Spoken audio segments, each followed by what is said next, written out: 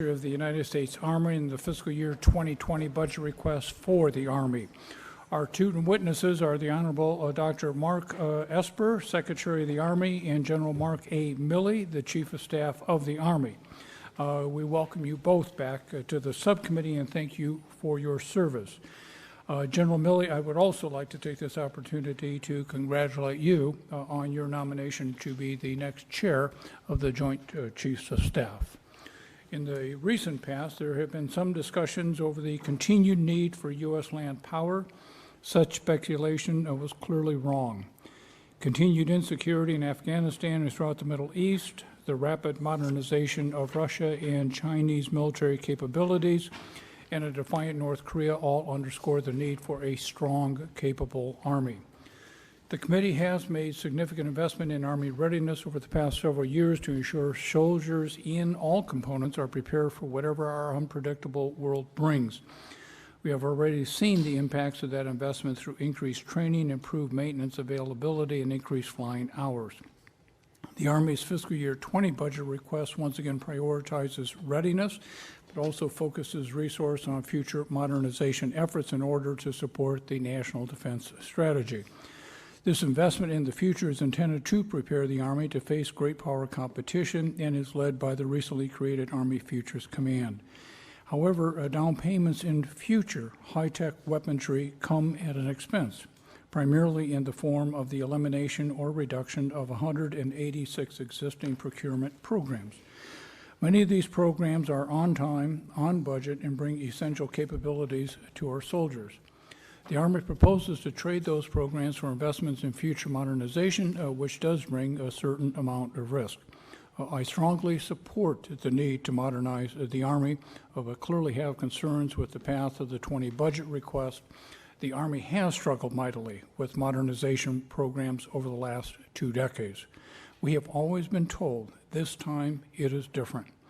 Yet several high-profile Army acquisition programs were ultimately canceled after a significant investment of taxpayers' dollars due to incomplete requirement process. Given the nature of the threats, we cannot afford to replicate the past. I do look forward to hearing about how the Army's acquisition strategy for 2020 will break this cycle. Another challenge the Army faces is recruiting future soldiers. The manning levels that were authorized and appropriated in fiscal year 2019 do not appear to be able to be reached, creating a significant surplus in funding. We've seen similar scenarios play out over the past several years. However, fiscal year 2019 is different. Instead of using the additional funding to invest in Army and other military priorities, we have learned that $1 billion in surplus funding will be used to finance the President's border wall. I should note that this committee denied that proposal, but the Department moved forward with their plan anyway, breaking a historical agreement between this committee and the executive branch. Gentlemen, I have seen unfunded needs for the Army and across the services, including readiness, improved facilities, and your stated goal of modernizing the force. Those needs are great.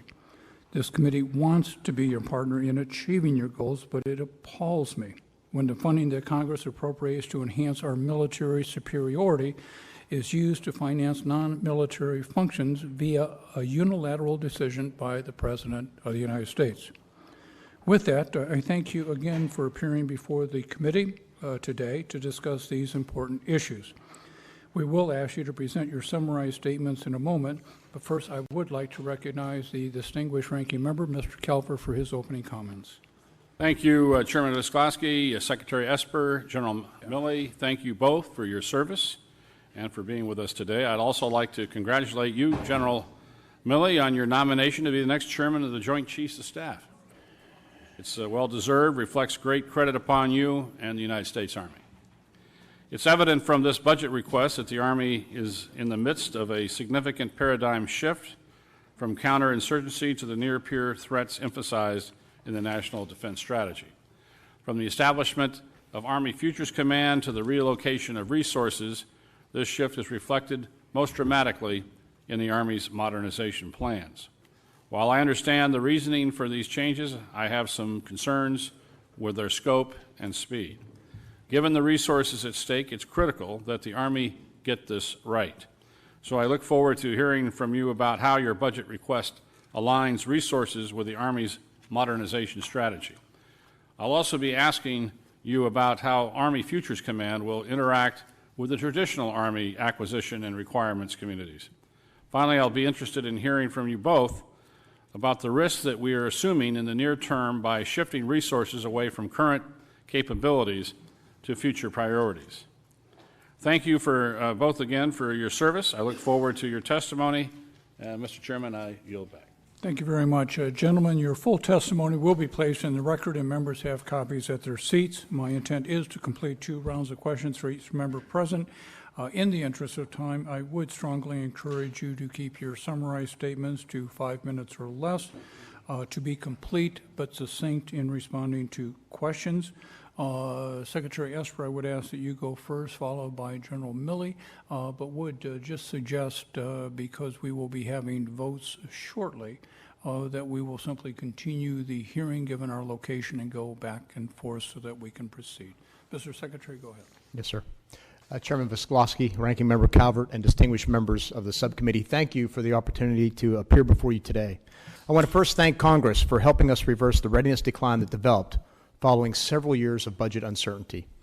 Because of the strong support provided in the FY18 and 19 budgets, we have increased the number of fully ready brigade combat teams by 55% over the past 2 years. However, while I am confident we would prevail against any foe today, our adversaries are working hard to contest the outcome of future conflicts. As a result, the Army stands at a strategic inflection point. If we fail to modernize the Army now, we risk losing the first battles of the next war.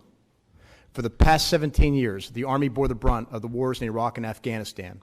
For over a decade, we postponed modernization to procure equipment tailored to counterinsurgency operations. Our legacy combat systems, designed for high-intensity conflict, entered service when I joined the Army in the early 1980s. While they dominated in past conflicts, incremental upgrades for many of them are no longer adequate for the demands of future battle as described in the National Defense Strategy. We must build the next generation of combat vehicles now before Russia and China outpace us with their modernization programs. Despite Russia's looming economic difficulties, they are steadily upgrading their military capabilities. In addition to field testing their next generation T-14 Armada tank, they continue to advance the development of their air defense and artillery systems. And when combined with new technologies such as drones, cyber, and electronic warfare, Russia has proven its battlefield prowess. We have no reason to believe that Moscow's aggressive behavior will cease in the short term. Russia's blatant disregard for their neighbors' sovereignty, as demonstrated in Ukraine and Georgia, is a deliberate strategy meant to intimidate weaker states and undermine the NATO alliance. In the long run, China presents an even greater challenge. They continue to focus their military investments in cutting-edge technologies such as artificial intelligence, directed energy, and hypersonics. Beijing's systematic theft of intellectual property is also allowing them to develop capabilities cheaper and faster than ever before. To deter the growing threat posed by great power competitors and defeat them in battle if necessary, we must leap ahead to the next generation combat systems, and we must do so now. Over the past year, the Army took a major step forward in reorganizing its entire modernization enterprise with the establishment of Futures Command. In doing so, we stripped away layers of bureaucracy and streamlined our acquisition process while achieving unity of command and greater accountability. Guided by our 6 modernization priorities, Army Futures Command is hard at work developing the systems needed to maintain battlefield overmatch in future conflicts. When we reviewed our budget this time last year, we felt that it was unreasonable to ask Congress for the additional $4 to $5 billion needed annually to fund our modernization, without first looking internally to find the necessary resources. As a result, the Army senior leaders took an unprecedented initiative to comprehensively review every Army program. Our goal was simple: find those programs that least contribute to the Army's lethality and reallocate those resources into higher priority activities. After over 50 hours of painstaking deliberations, we eliminated, reduced, or delayed nearly 200 programs, freeing up over $30 billion over the next 5 years. We then reinvested this money into our top priorities, those systems and initiatives we need to prevail in future wars.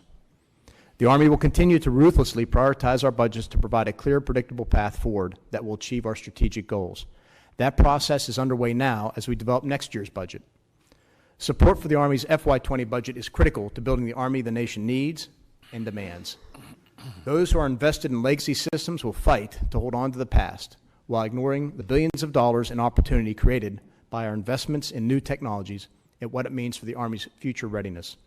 While change will be hard for some, we can no longer afford to delay the Army's modernization. We believe we are following the sound guidance conveyed to us by many of you.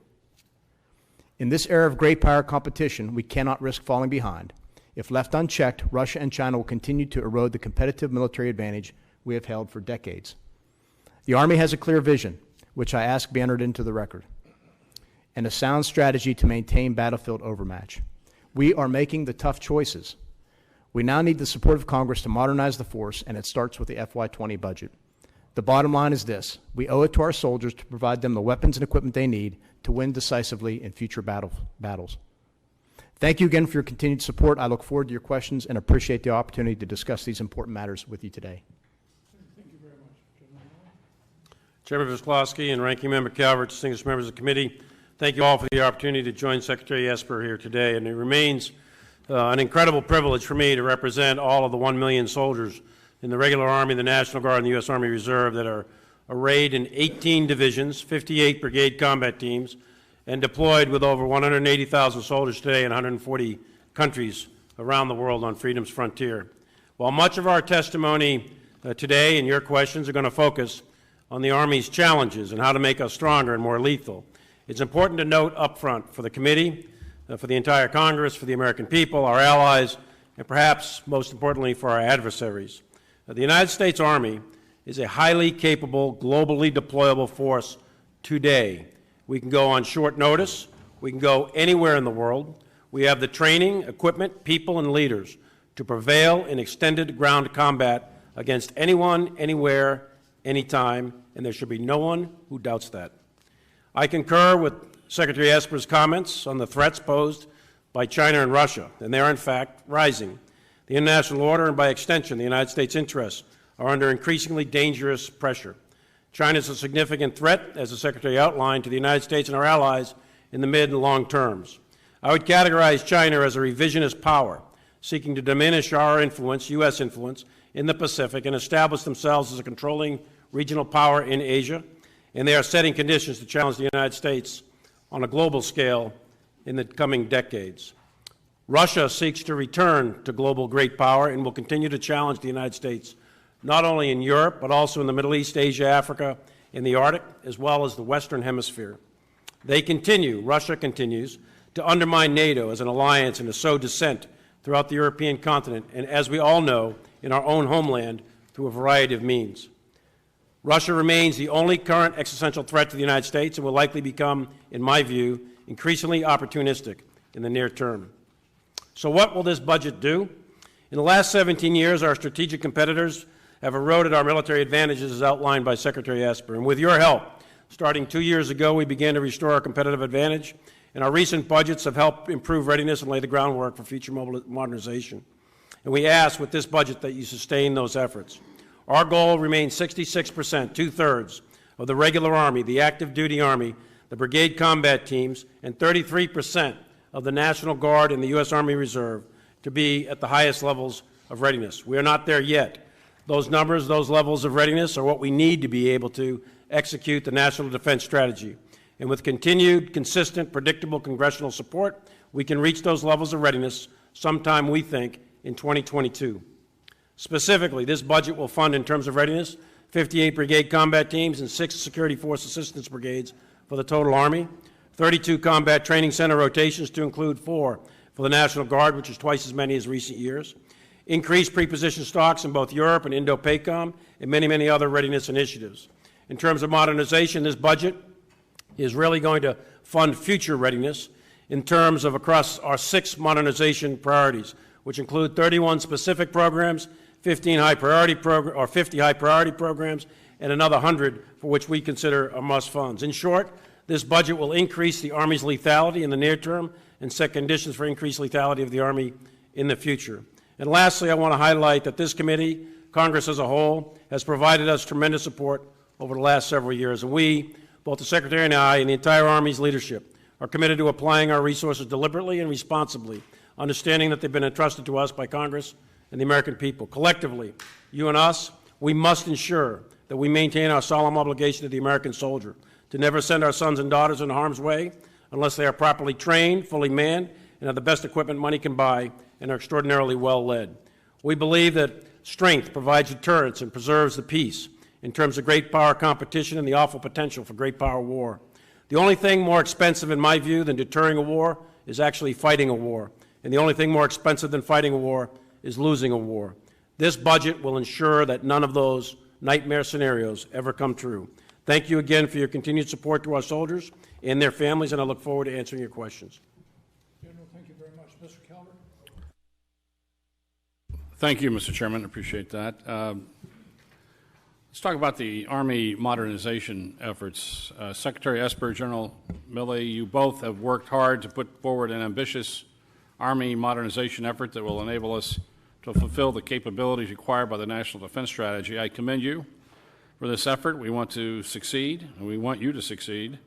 However, many of us have been here a long time, and we've witnessed high-profile failures of Army modernization efforts, including future combat systems, which we expended $18.1 billion. The Comanche helicopter, we expended $7.9 billion. The Crusader self-propelled howitzer, $2.2 billion.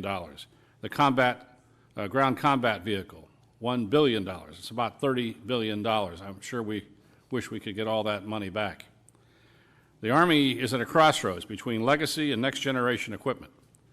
Your modernization efforts are too important to fail. One of the reasons cited for the failure of the FCS program was a complicated program management approach. Program management of major defense systems typically involve a number of organizations and multiple authorities and processes. So I have a number of questions here. How are you ensuring accountability over these programs? How will the programs interact with traditional Army acquisition office and structures? Who has the ultimate authority over the requirements? How are you driving out the risk factors such as assumptions on technological maturity? Are you working with CAPE, the Office of Cost Assessment and Program Evaluation, which tends to be more accurate on realistic cost estimates? And finally, how are you balancing these requirements and what the warfighter needs with the speed in which you're both hoping to field these new systems? Well, thank you, Mr. Calvert.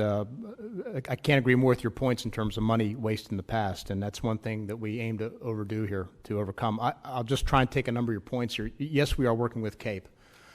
With regard to accountability, a fundamental reason why we stood up Army Futures Command was to establish two things: unity of effort and unity of command, and that places accountability squarely on General Mike Murray, the commander of Army Futures Command. So before, where you had multiple players, a dozen plus players involved in the modernization effort, from S&T to acquisition to budget to contracting and all that, and he now is driving the entire requirements process. So he is the accountable officer for that whole chain of modernization events. So that's where our accountability is built in.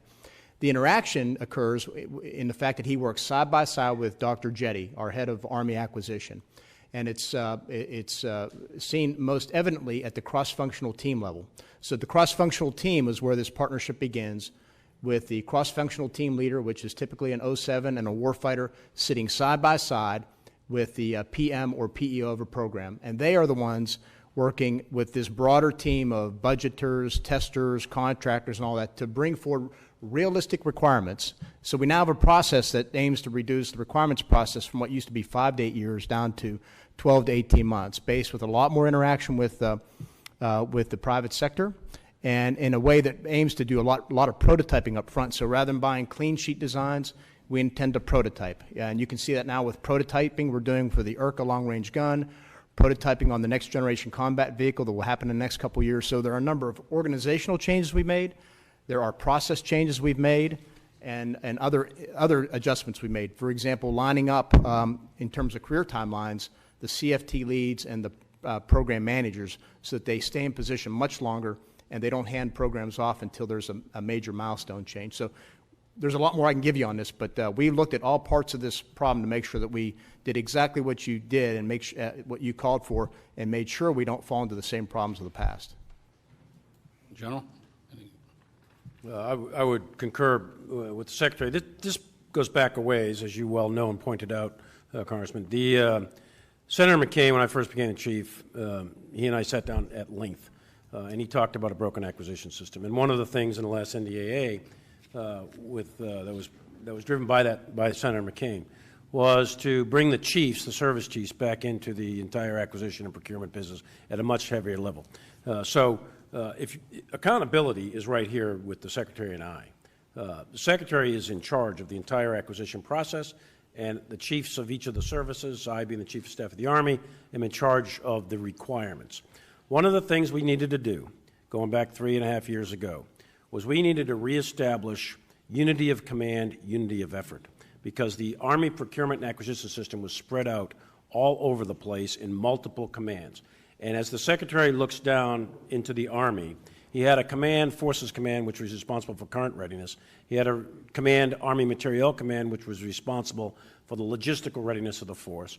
And he had Training and Doctrine Command, which was spread out all the way from prior to a soldier coming in the Army to begin with, all the way through your education system and everything in between to include setting requirements. And it was a command spread too thin. So we decided, and I think it's exactly the right thing, it's the largest reorganization in the Army in 40 years, is to establish a command that had sole responsibility for the modernization of the Army and to develop the modernization in answer to, I mean, we have sole responsibility, but a command that would do that in the name of the Secretary and the Chief. And that's what General Murray is all about. Forces Command still does all the readiness in the near term, the legacy force, if you will, call it out through 2, 3, 4 years. But Army Futures Command, that command itself, is responsible to take the deep look into the future, gather it all together, analyze the concepts, come up with the doctrine, the organizations, and the material solutions to deal with this near-peer threat. And the last thing I would say is that in terms of processes, we've been working on a variety of processes for the last 2 or 3 years to improve the system, the efficiency, the timeliness in order to get both the best use of the taxpayer's dollar and to get the piece of equipment to the soldier in the shortest amount of time. There's been a huge amount of work done, and I'm very, very proud of the Army having done what it did in the last 3 years on this. Thank you. Just a final point. You brought it up, Secretary Esper, is program managers. You see in these major weapon programs, like, for instance, the F-35, I don't know how many program managers, Mr. Chairman, we've had over the years, but it's been a number. And it's not like the days when you had an Admiral Rickover and you gave him a job and said, look, this is it, submarines, you're going to be with it to the day you die. And that literally, he was there to the day almost he died. And so there's no responsibility on these major weapon programs that anybody can put a finger on. I'm glad you brought up Rickover. That was one of the, and you may have known this, that was one of the models we looked at. And in fact, for Futures Command, the Futures Command commander next, not Murray, because Murray's a relatively pretty senior guy. He's graduated around the same time I did. So he's getting long in the tooth, and he's going to time out after a few more years. But the commander after next, it's the Rickover model we are looking at for Futures Command. That when we appoint that person, whoever that next person is, we're looking at probably a 7 or 8 year term, just like Rickover was. He was, Rickover for life. And that's kind of what we want in the Futures Command, is that continuity of effort over multiple secretaries, multiple chiefs. Thank you. Thank you, Mr. Chairman.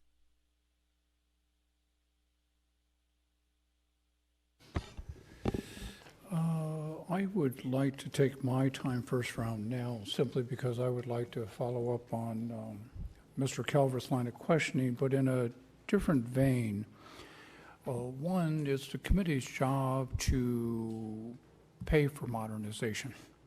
And I do appreciate that the department has come in with 186 recommendations as far as reductions. My concern, and we've had conversations about this in the past, is that there is, if you would, a gap, that some of the modernization will start. There's some of the cuts that will start in 20, but some will significantly increase in 21 and the out years. And my concern, because Congress is a partner and has been at fault here when the Army is right on an acquisition, is we can't say no to a cut. Or we can't say yes to a cut. And so my first question is, I assume you have talked to vendors about the adjustments that will be made as far as determination, reduction in programs, the new ones, and try to even out, if you would, the industrial base and the production schedule. What about the members and senators in those districts and states? Are you having those conversations too, to plow the field for us when we get on the House floor? I think of a Chinook helicopter. I have heard from a number of people from a particular state that they are not happy with that particular change. And I'm not saying it's good or bad. Vendors, because they may have a job in that state or another state, may have a different opinion. Is the Army seeking out some of these members and doing an educational program that really, we're not going to repeat the past, and we really aren't going to need this program in the future, and there is going to be that uncertainty in the middle years? Are you doing that? Because when we get to the House floor, and I've reiterated, we've had some very unpleasant experiences because we give you new money. The theory is we pay for it with cuts, and by the time we get done with the bill on the House floor, there's no cuts. And we have to find more money. And I'm not suggesting anybody's doing anything untoward, but I don't want to get in a trap. So, Mr. Chairman, on your last point first, that's why I said up front, we could have come to you and said, I need $5 billion more to modernize the Army. But I think that with a $182 billion budget, we can find savings. And that's what we did. It's not that the programs we cut, eliminated, delayed didn't have any value. The fact is, in many of them, we were either producing too many, the upgrades weren't worth the cost. It was a duplicative effort in some ways, if you will. But to your first question, obviously the budget is not available for any public release or discussion until it's released, and that was 6 weeks ago at this point, I guess. But in the days immediately following this, several Army senior leaders reached out to some of the companies, the CEOs directly, those who took some big hits in the budget, and had a discussion with them about where we're going and why. I'd say prior to that, the chief and I have probably met multiple dozen times with CEOs, either privately or in large groups, to explain where the Army was going. We tried to be very clear about our 6 modernization priorities and the 31 programs associated with them, and that those were not changing. So we wanted to give them predictability, because that's where we're going. What we try to do, and certainly in the case of 47s, I know that company was aware because they came and spoke to me months in advance. We said, this is where we're going, this is why, this is our game plan, and try to lay out what the future is to get them to move to the future. I mean, could you imagine what the Army would look like in the 80s or 90s if Army leaders hadn't made the steps they made in the 70s to really move to the Bradley and the Abrams and the Black Hawk and the Patriot? So that's the move we're trying to make now. These systems have been with us for 4 decades.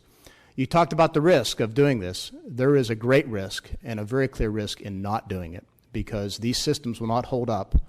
Many have run their useful life. The Bradley is a case in point. And if we don't modernize now, I don't know when we will.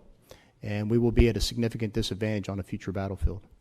Could I ask, as you mentioned the conversations you've had with the vendors and contractors, they're not going to vote on this bill or on those amendments not to make that cut. Are people from the department going to be, again, in an educational program, here is why we are doing it, here's what the future likes, so that, again, the ground can be laid here? Yes, sir. We've done that in multiple speeches, in multiple presentations. Again, I've done it privately. I've done it in small groups with CEOs and companies. We have not done. I've done some outreach with members, but not as much. But certainly with the industry, absolutely. I would encourage the department to think about individual members, Sure. delegations, and locations. If you want to be successful, we have to win those votes on the House floor. The second question I would have, and then I'll defer, is a significant number of the reductions, and again, I'm not arguing with them, are, given the department's budget, relatively small. In one program for fiscal year '20, $6 million. For another one, $5,093,000. Another one, $4,487,000. I appreciate the granularity, but I'm also worried, is there thought that has put into some of these people who might be very small businesses, smaller contractors, and when 2 years from now there's zero in that account, what happens to that part of the industrial base? Because many of these, that's why you have 186, are relatively small in comparison to the budget. Is there thought and concern placed on who those vendors are and what happens to them? Yes, sir. We did try and pay attention to the industrial base. We obviously need a robust industrial base, and we need competition within that base. So we can't drive down a product so you have one vendor. So we tried to do due diligence there. I think throughout the process we've said, at least I've said, we may have made mistakes or whatever, and that probably is the case. But what we want to do is find out what those impacts are. And you're right. There's, in my view, when you do reform, there's no dollar amount is too small in many ways. We've gone after $1 million because those millions and 5 million start adding up to 100 millions, and 100 million start adding up to billions. That's how we got to $30+ billion. Because again, I think if you look at the budget, we found ourselves producing thousands of items that seemed far in excess of need of what a soldier or a unit need. We saw ourselves building capabilities that were unnecessary, or at least weren't as relevant as the capabilities we had, or that we need in the future fight. For long-range precision fire, as a case in point, we are outranged now gun. I got to build those systems now if we're going to face down the Russians and the Chinese on a future battlefield. So every time a case came before us, the chief and I would ask, is it worth more money to keep funding this program? What do I get from that? What's the return on investment from that in terms of lethality versus putting that money into a long-range cannon?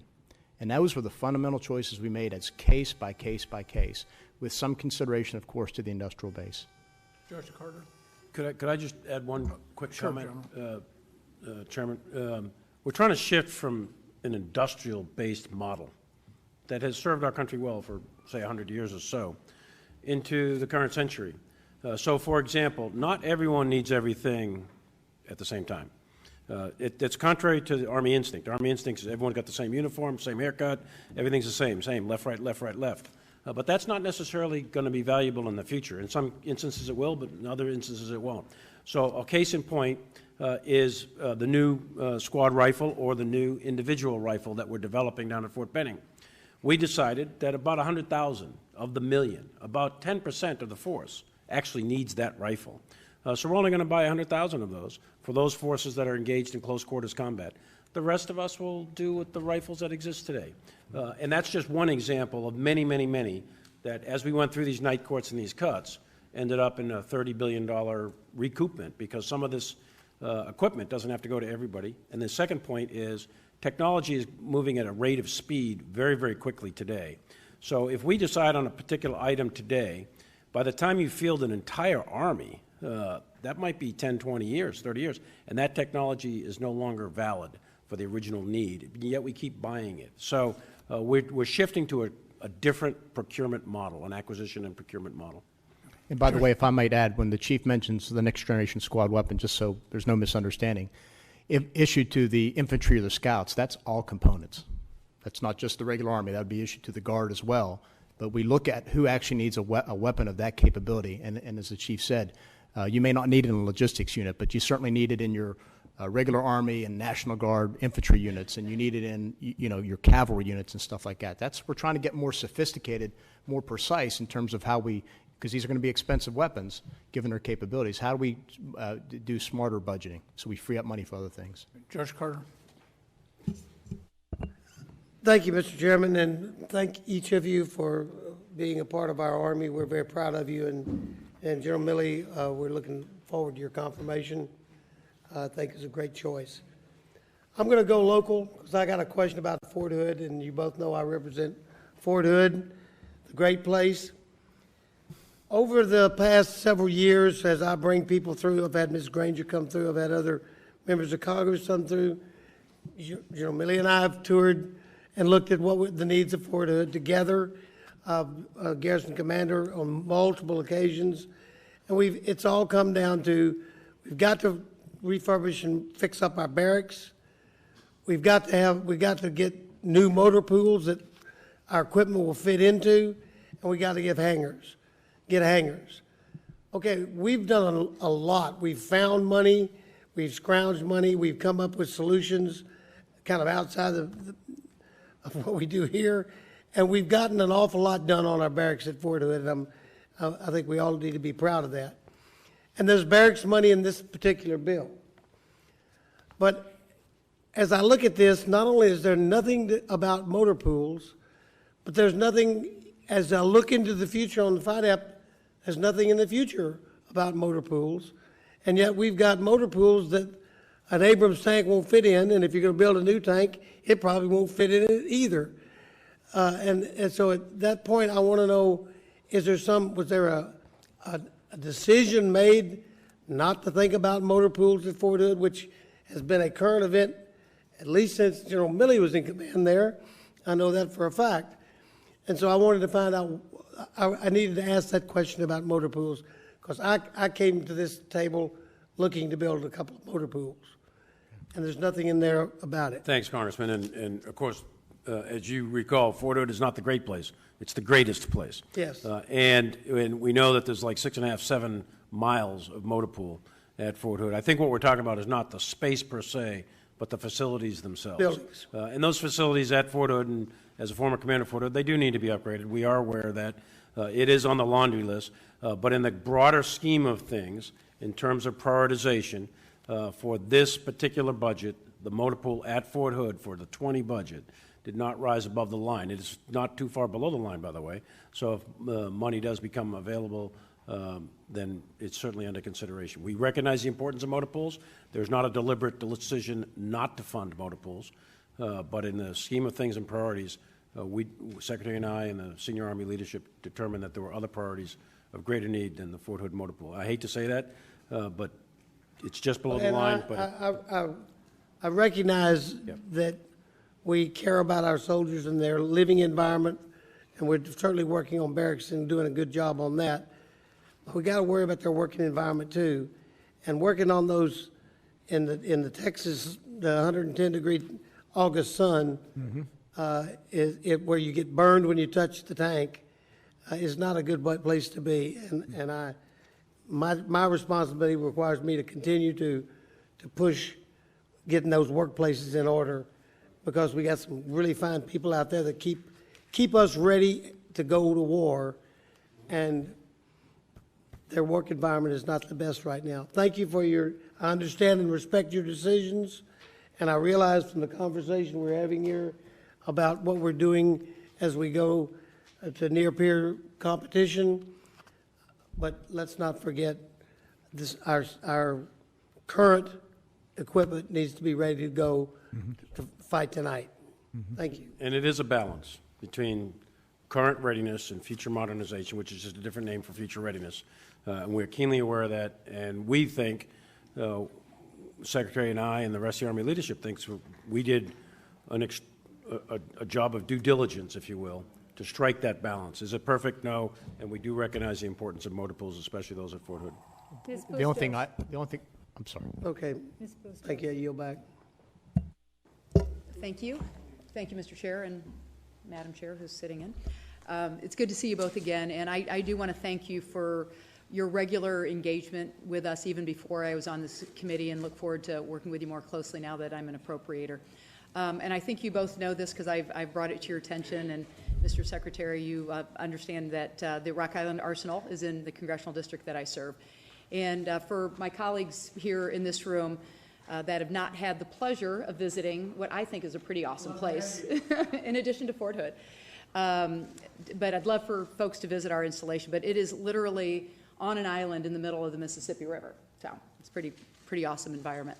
But when our brave men and women put on the uniform and put their lives on the line, the men and women who serve and work at the Arsenal are proud to help provide the best equipment to help get the job done. And the hardworking men and women of the Rock Island Arsenal are leading the way in developing 21st century manufacturing techniques that make our Army the strongest in the world, and we're certainly proud of that. I am pleased to see the Advanced Manufacturing Center of Excellence nearing its initial operating capability at the Rock Island Arsenal, and given the history and current efforts that the Arsenal provides the Army, this is the right location for this endeavor, in our opinion. To that extent, how do you envision additive and advanced manufacturing techniques helping to support the fielding of the Army's modernization effort? And second part of that, particularly as we look to the efforts like the Next Generation Combat Vehicle. So thank you, ma'am, for that opening. As we discussed, I had the chance to go up there and visit Rock Island last year. It is a neat place to visit and walk through the site of what would be our 3D Manufacturing Center of Excellence. I think in many ways it can be a game changer for Army sustainability, both at the strategic level and in terms of its ability to allow us to inexpensively and quickly print parts, if you will, particularly for low-density items.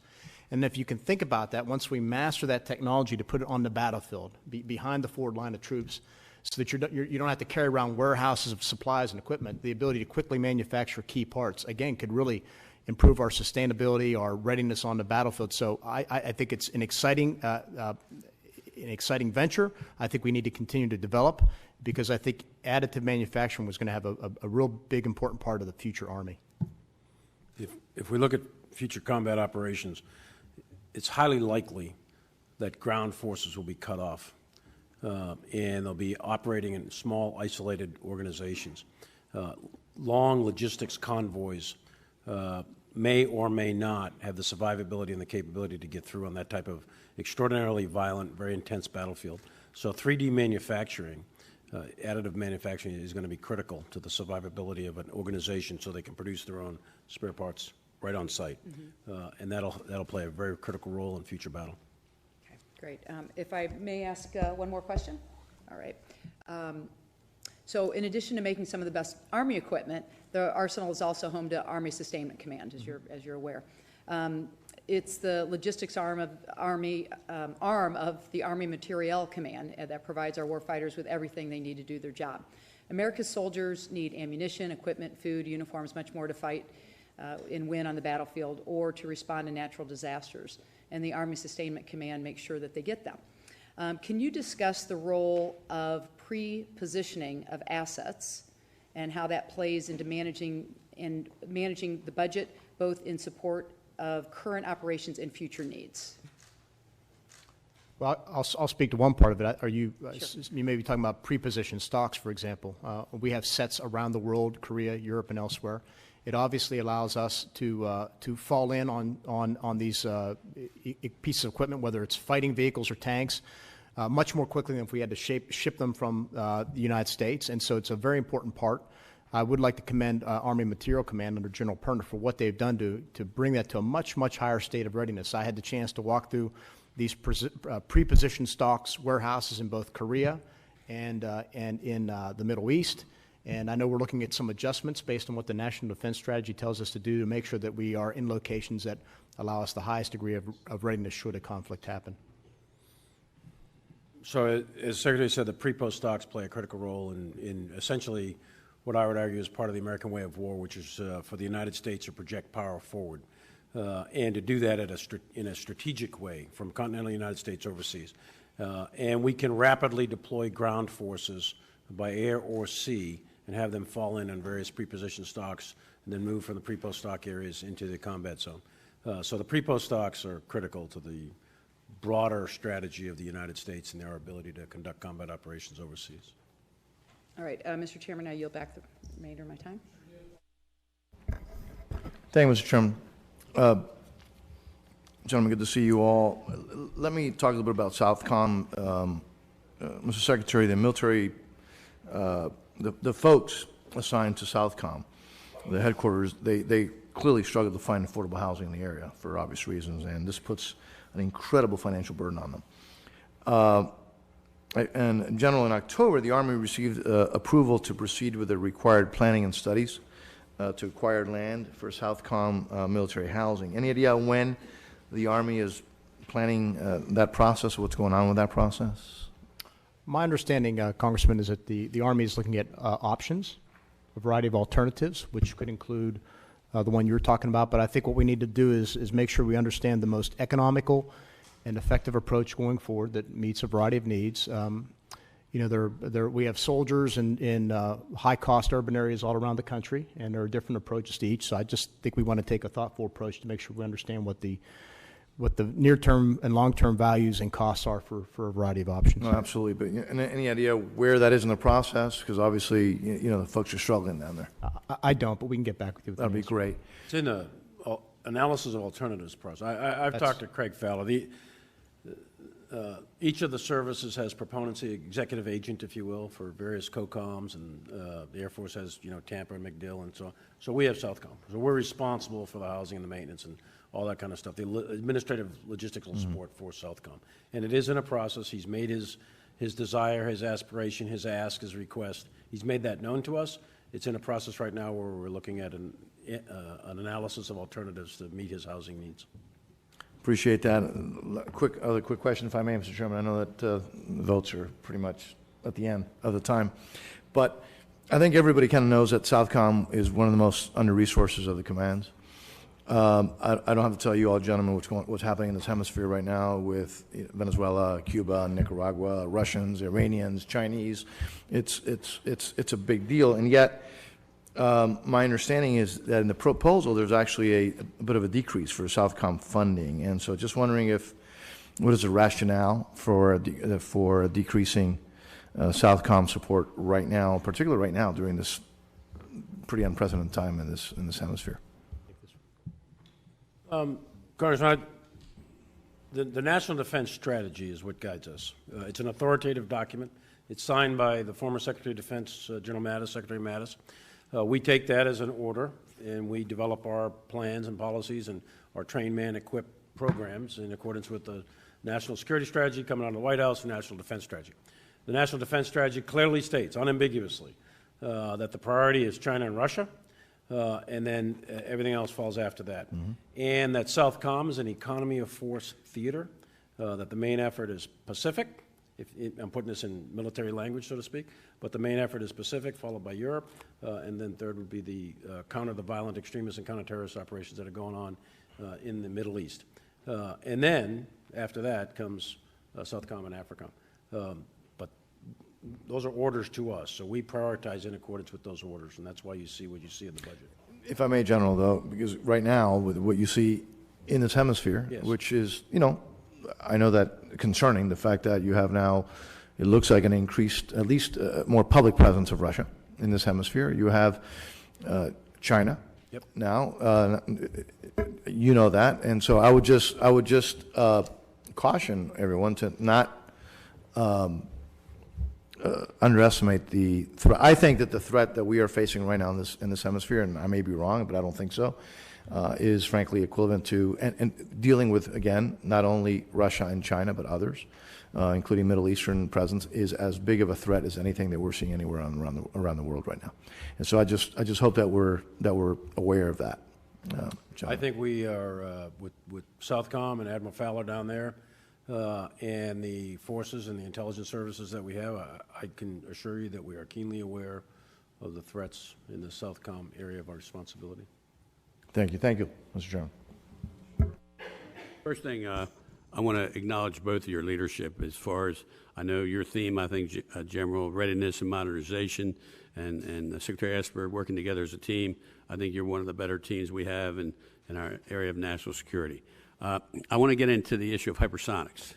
Other than, in my opinion, other than maybe nuclear weapons, hypersonic is one of the most serious threats to our national security.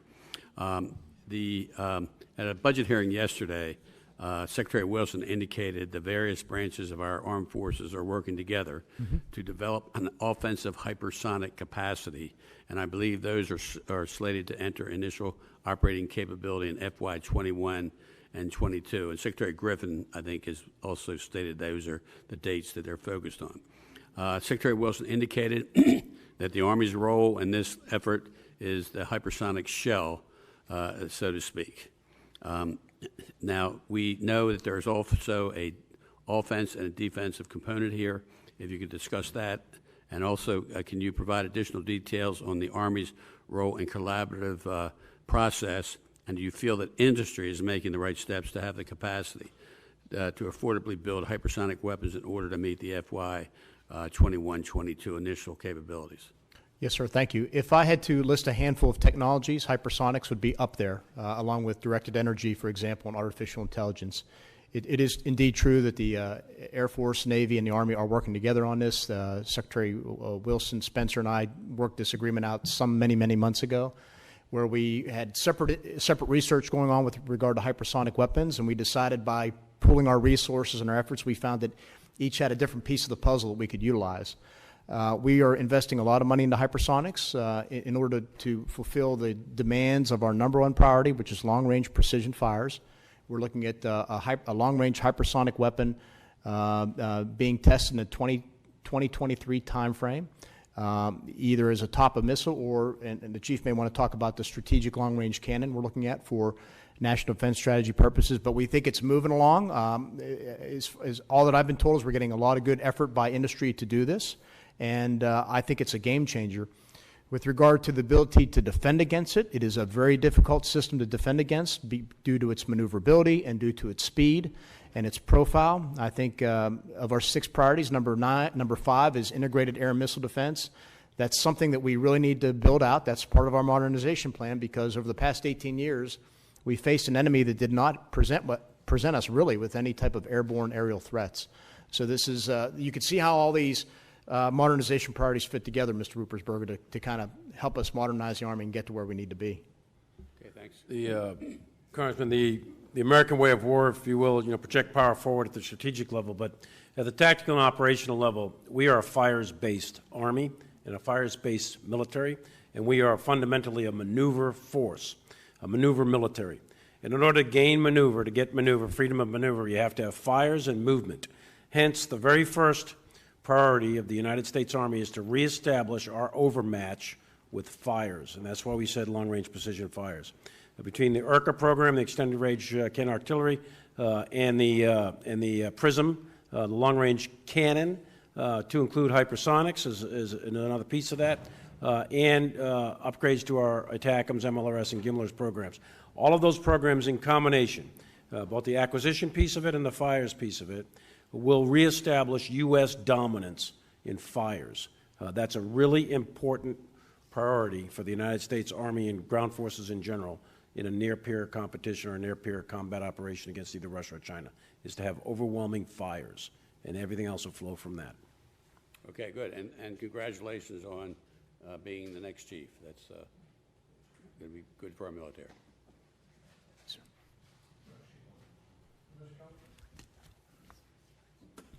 Thank you, Mr. Chairman. I'd like to talk about the future vertical lift. And as you know, is a plan to develop a family of helicopters for the Army which will share common hardware such as sensors, avionics, engines, and countermeasure. It kind of sounds vaguely similar to the F-35, when we went down the path of having these variants of aircraft. It didn't work out the way we planned, but nevertheless, here we are. This FVL is meant to develop replacements for the UH-60 Blackhawk, the AH-64 Apache, the CH-47 Chinook, the OH-58 Kiowa helicopters. The program is in the RDT&E phase. Fielding will not begin for several years, but the Army, as you know, is putting $800 million towards the FY20 and $5.7 billion across to fight it. There's a sense that the Army may be moving extremely aggressively in order to field this capacity or capability at the expense of existing programs. There are some people who believe that. General, in regard to the future vertical lift and your ambitious efforts, how important will these aircraft be in a fight against a near-peer competitor? So, thank you, Congressman, for the question. Going back to Dutch, or going back to Congressman Ruppersberger, on the American way of war, the operational tactical piece. Fires, long-range precision fires, number 1. So the next thing is move. So shoot and move, and that then gives you maneuver. Armies move 2 ways, or actually 3, one by foot, one by vehicle, one by helicopter. So the future vertical lift is absolutely fundamental to the Army's ability to execute maneuver warfare. The program Future Vertical Lift really has two components to it, an attack piece and a lift piece. And you mentioned what they're going to replace. They will essentially double the range of existing systems, double the speed, the agility, the survivability, and lethality of existing systems, unlike any existing helicopter of any nation on Earth today. If we're able to achieve it, and I believe the technology is there, and I believe we're doing the demonstration, the prototypes now, the reason we're putting so much money into this is to ensure that we can field the force by the mid to late 20s with first units equipped of these aircraft to restore Army dominance for ground maneuver in the conduct of ground warfare. It's critical. So the combination of those priorities, long-range precision fires, future vertical lift, and next-generation combat vehicle will restore Army dominance against a near peer. And if I may, sir, I don't want to use up all your time, but this is a great opportunity to connect some dots. You talked about how we're doing modernization differently. So here's a program whereby over the last several years, industry has contributed, invested $4 for every $1 the Army has invested. And we now have 2 prototypes flying with regard to future vertical lift. And it shows just a great partnership that we've developed by giving predictability, by emphasizing future vertical lift. The second point you made is there's concern out there, maybe an atmosphere about are we moving too quickly and maybe neglecting the current fleet. The current fleet we have will be with us for decades. So the CH-47s are the youngest aircraft, on average 8 years or less. They will be with us through the 2030s, probably the 2040s. The Apaches, we are remanufacturing, rebuilding 48 a year. They will be with us well into the 2030s. Same with the Blackhawks. We're upgrading all those. So we feel very comfortable with where we stand with the current fleet. It's a very capable fleet. It still allows us overmatch with regard to our adversaries, but we need to get to a system that can do what the chief said, penetrating range, higher payload, speed, lethality. And that's why we want to move to the future vertical lift now. I think industry is with us on this, and we feel very good about the path forward. Thank you, and I have to go up and vote. Thank you very much.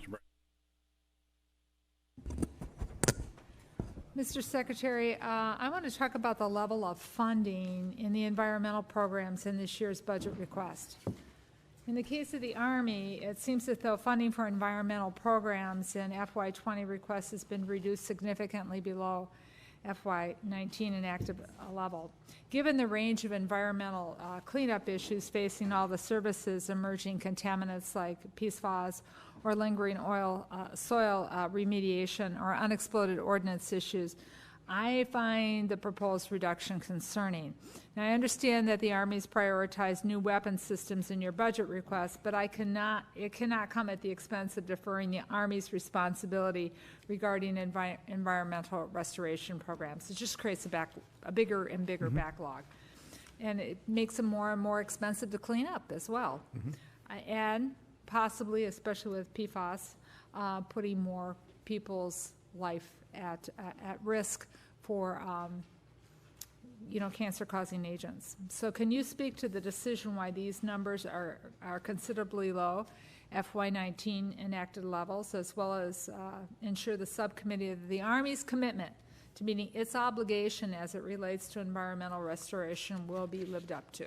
Yes, Congressman. We do take very seriously our responsibility to be good stewards of the environment and the programs set out by DOD or the directives provided by Congress. I'd have to get back to you on the details. In some cases, what looks like a reduction because maybe Congress added money from the enacted, which is what you refer to, base versus what we proposed in this year's budget, may look like a decrement, but it may be that it is actually an increase from what we proposed the year prior. So I'd have to get back with you, do the forensics, and come back and tell you what happened, if anything, in that regard. Well, I would like very much to see a breakdown on your list of priorities, where you are and how you're moving forward, because even in some of the areas, and I can speak to my district, but other districts, I've been around the country, but I'll speak to mine specifically. When we've gone in to do cleanup, we often then start getting resistance as to how clean is clean and when they'll get to it, and this is fine, and it's just not acceptable for the communities around in the area, the water tables, and especially with the new emerging contaminants. If we don't get rid of the legacy contaminants, we will never get the cleanup done the way it needs to be. Well, ma'am, you have my commitment. If you ever get any pushback, feel free to reach out to me directly, and we'll jump right on it to make sure that you're getting the full responsiveness of the United States Army. Thank you. Thank you, Mr. Chair. Mr. Calvert has been anticipating my every move today. He asked about vertical lift, and I understand during the interim when I was gone that, General, you mentioned the Chinook helicopter and its value and that the Army was going to need it for some period of time. It is my understanding, however, that you have a decision to delay procurement of the Block 2 upgrade to the helicopter for 5 years. But a year ago, you submitted a notice for a formal program of record. What changed in that year, and what happens during the intervening future 5 years or more? Congressman, Mr. Chairman, on 2 points. First of all, we are going to continue to buy CH-47s that will be provided to the special ops community. So there is a steady stream of helicopters being built over this year and succeeding years. We can get you those numbers. The decision, I think, with regard to the 47s for the conventional Army, what probably changed that point was the fact that the National Defense Strategy was issued. It told us to move away from counterinsurgency to high-intensity conflict. And as we looked at the fleet of aircraft we had, we knew that we needed to upgrade what we called the Black Hawk, the Future Long-Range Assault Aircraft, and of course, more importantly, the Future Attack Reconnaissance Aircraft. That we needed a capability that could fly at great distances, at great speeds, and penetrate, let's say, Russian air defense systems. And so it shifted what our needs were for the out years. Plus, when you look at the portfolio of aircraft we have, we know that the 47 is the youngest aircraft in the entire fleet right now. It'll be with us for decades at this point. And so we figured that we can manage the portfolio better by looking at the future needs based on what the National Defense Strategy told us. That's what changed. That's what, frankly, what changed a great deal of our portfolio was the shift in accordance with the National Defense Strategy, that directive to prepare for near-peer or peer level competition. On the European Deterrence Initiative, the fiscal year 20 request is $600 million lower than last year. Could you explain the rationale for that reduction, General? DoD-wide, I'm not 100% sure on the numbers, but I know the Army's got $3.9 billion, I think, of that EDI. And that is primarily going to exercises. It's going to some infrastructure pieces over there. It's going to the pre-positioned stocks, and a few other piece parts are embedded within that. We think that's a healthy amount of money for the purpose of deterring any further aggression in Europe. As far as the cuts go, it's my understanding the reduction in the money came from the completion of projects. It wasn't so much a cut as it was a completion of projects. I can get you the exact detail on what was completed, but I believe it's housing, both in Germany, I think, from memory here, and Italy. But let me come back to you with the exact accounting of the $400 or $500 or $600 million that was quote unquote cut. I don't think it was cut per se. I think it was completion of project. But if I could, I'd like to come back to you for that for the record. In the situation in Europe, would you, for us, compare where we are today from a year ago, 2 years ago, from your perspective, on the participation of the Allies, coordination, their abilities? Is there an improvement? Are we stable? Is there a decline? I'd offer a few things for consideration. One is I think NATO's an important alliance, and it has been, and I think that was reinforced most recently by the President and by meeting with the Secretary General of NATO, and then, of course, the Secretary General's of NATO's address to a joint session to Congress just the other day. NATO's been around, as you know, for 70 years now. They just celebrated their 70th birthday. And it is one of, it's not the only reason, but it is one of the critical or one of the significant causal factors that's allowed or prevented great power conflict on the continent of Europe. That's important, and people should remember that.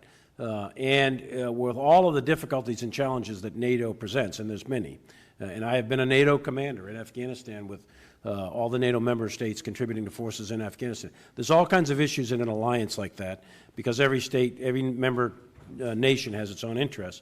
But there's only one thing worse than fighting with allies, and that's fighting without them. So having allies in the in a team matters, and it's very, very important. Relative to the principal threat of NATO, which is further Russian territorial aggression and undermining of NATO, NATO has significant capabilities. Do all members meet the 2% GDP defense spending? No, they don't. But as Secretary General Stoltenberg said the other day, the efforts of this government over the last 24 months has resulted in a significant increase in the amount of money that the NATO member states are contributing. So that's important as well. So all of the 28, 29 member states of NATO, only a few meet the 2% or greater in their GDP. But there is a significant movement in that direction in the out years. But NATO is an important alliance. We're a critical member. We are the linchpin of NATO, if you will. And I believe that the EDI is a critical component of the U.S. contribution to NATO. Okay.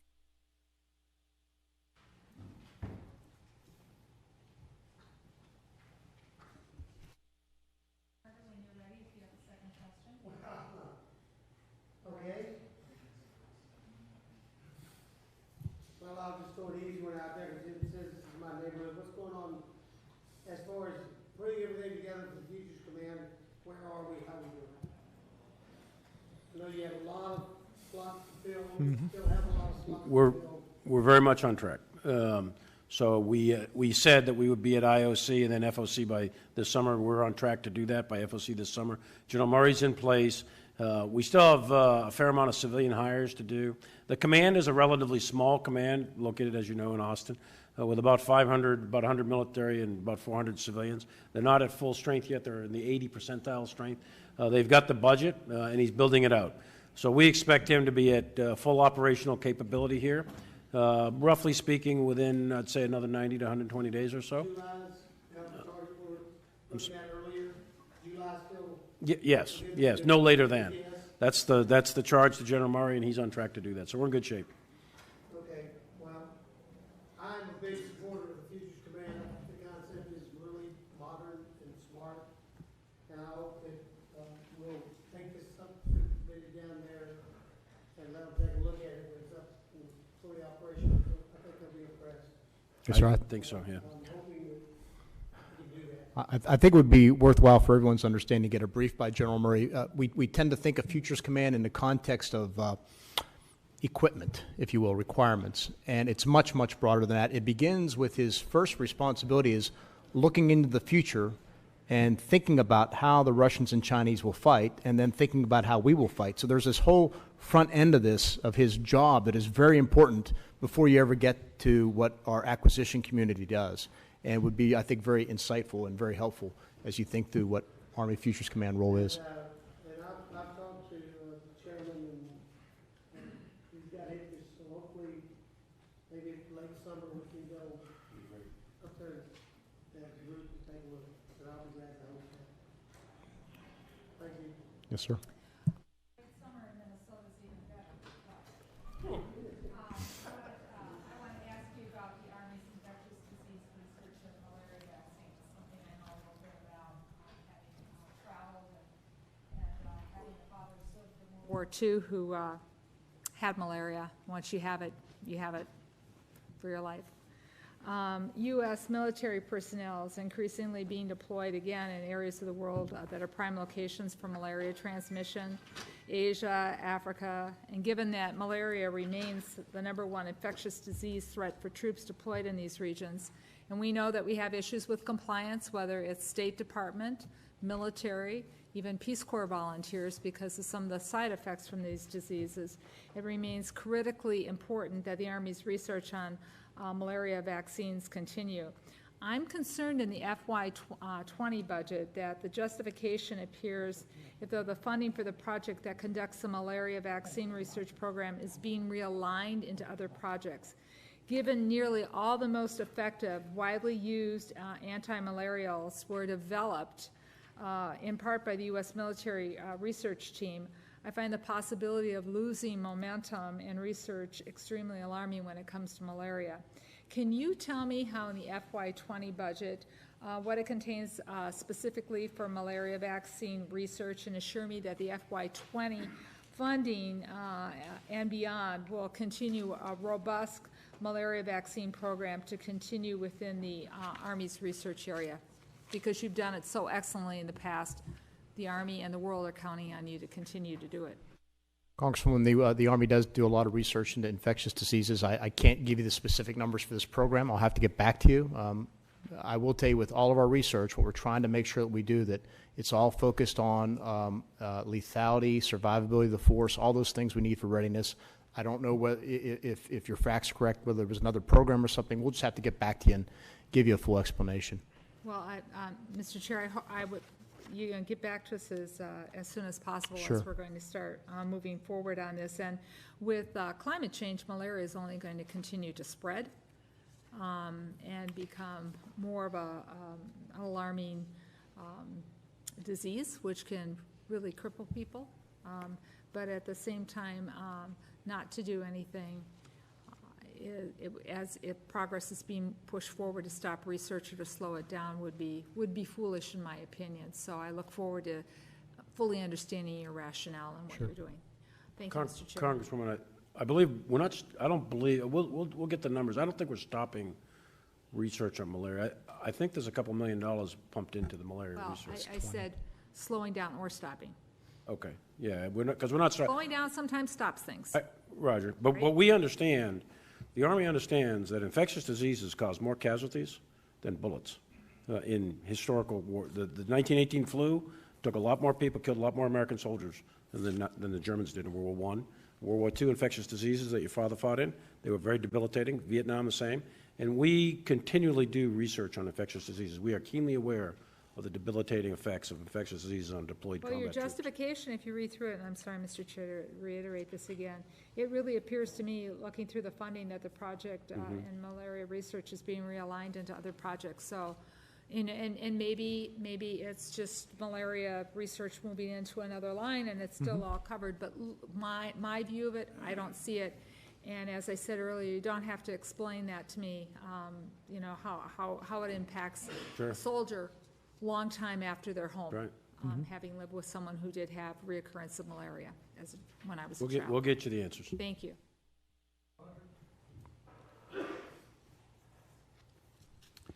Thank you, Mr. Chairman. Mr. Secretary and General, thank you for your service. Let me ask a question of General Milley. More in his upcoming role than his present role. We've got a problem, a big problem, between DOD and VA. Many of the soldiers coming back through the hospital, for example, in Germany, when they get back home as a veteran, they can't get access to their medical reports from the hospital in Germany. A young man came to me some time ago after an IED in Afghanistan with his eyes deeply injured. He went to the VA hospital in Kentucky, and they could not operate or attempt to fix him because they could not get the military records from the hospital in Germany. We've spent $4.5 billion so far over the last 15 years trying to merge those two systems, still not workable. And it's inhumane the way we're treating some of these soldiers. Mr. Chairman, could you, in your new role, follow this through? I will do that, Garth. I absolutely will. There's an effort underway, obviously, but it's taken so much time and overcomplicating what I think is a fairly simple remedy. And that's a common language between these two computer systems and the bureaucracies on both sides of the question. I'm not going to disagree with that at all. I've seen that in spades with dealing with WinT, the network, all kinds of computer systems and all the variety of IT systems that we deal with. This is one of many, and you are absolutely correct. Complicated, bureaucratic, needs to be fixed, can be streamlined.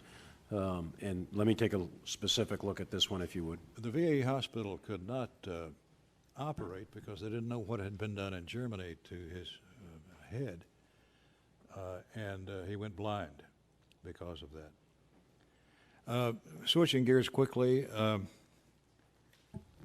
let me talk briefly about great power competition and the procurement of technology that's critical to our success in a potential conflict with a near peer adversary, and that's advanced camouflage technology. Not as glamorous as the next generation combat vehicle or Abrams tank upgrades, so forth. But can you talk about the importance of advanced camouflage and concealment technologies, especially in a combat environment where we don't necessarily have dominance in the air and space domains, and we are not able to operate out of fixed operating bases. Could you share your thoughts? Yeah, as we look to the future, and even in the present, the ability to survive is obviously paramount on any battlefield, and we think the ability to survive in a future battlefield will be at a premium because we think it's going to be highly lethal, and as I mentioned earlier, units will be cut off and separated and so on and so forth. So advanced camouflage systems are critical. We are putting a fair amount of money into advanced camouflage systems, both individual unit, vehicle, et cetera. The key to camouflage is the electronic signature. We think it's the electronic signature in the heat signatures of human beings, the vehicles, et cetera, but also the electronic signature. We know that adversary acquisition systems are very, very capable. And if you can see a target, then with precision munitions and today's rocket and tube artillery, along with joint systems from the air or sea, you can hit a target. So camouflage systems that break up electronic signatures or break up heat signatures are critical, and that's the systems you're talking about. And I think we're putting money in this budget, and we will continue to research in that. And you're right, it's not as glamorous as the others, but survivability is key. As you look at our 6 priorities that the Secretary has laid out for us, long-range precision fires, the ability to shoot, then you got the move piece for vehicles and helicopters, then you got the communication piece, so shoot, move, communicate, that's the network. The next space down is protect, and that's the integrated air missile defense system, but it also includes things like smaller programs like advanced camouflage systems. So it is embedded within the various programs that are underneath those priority bins. We're proud of you for your service so far, and we wish you very much success in the new role you're entering. Thank you. Thanks, sir. Yes, first, I want to talk about the issue of Materials and Extreme Dynamic Environment Program. You familiar with that, General? It's probably, my question is to you. Regarding the Materials and Extreme Dynamic Environments, that's MEDE program run by Johns Hopkins University and the Army Research Lab. In 2017, you were quoted as saying, "The real sort of holy grail of technologies that I'm trying to find is material, is the armor itself. If we can discover a material that is significantly lighter in weight that gives you the same armor protection, that would be a real significant breakthrough."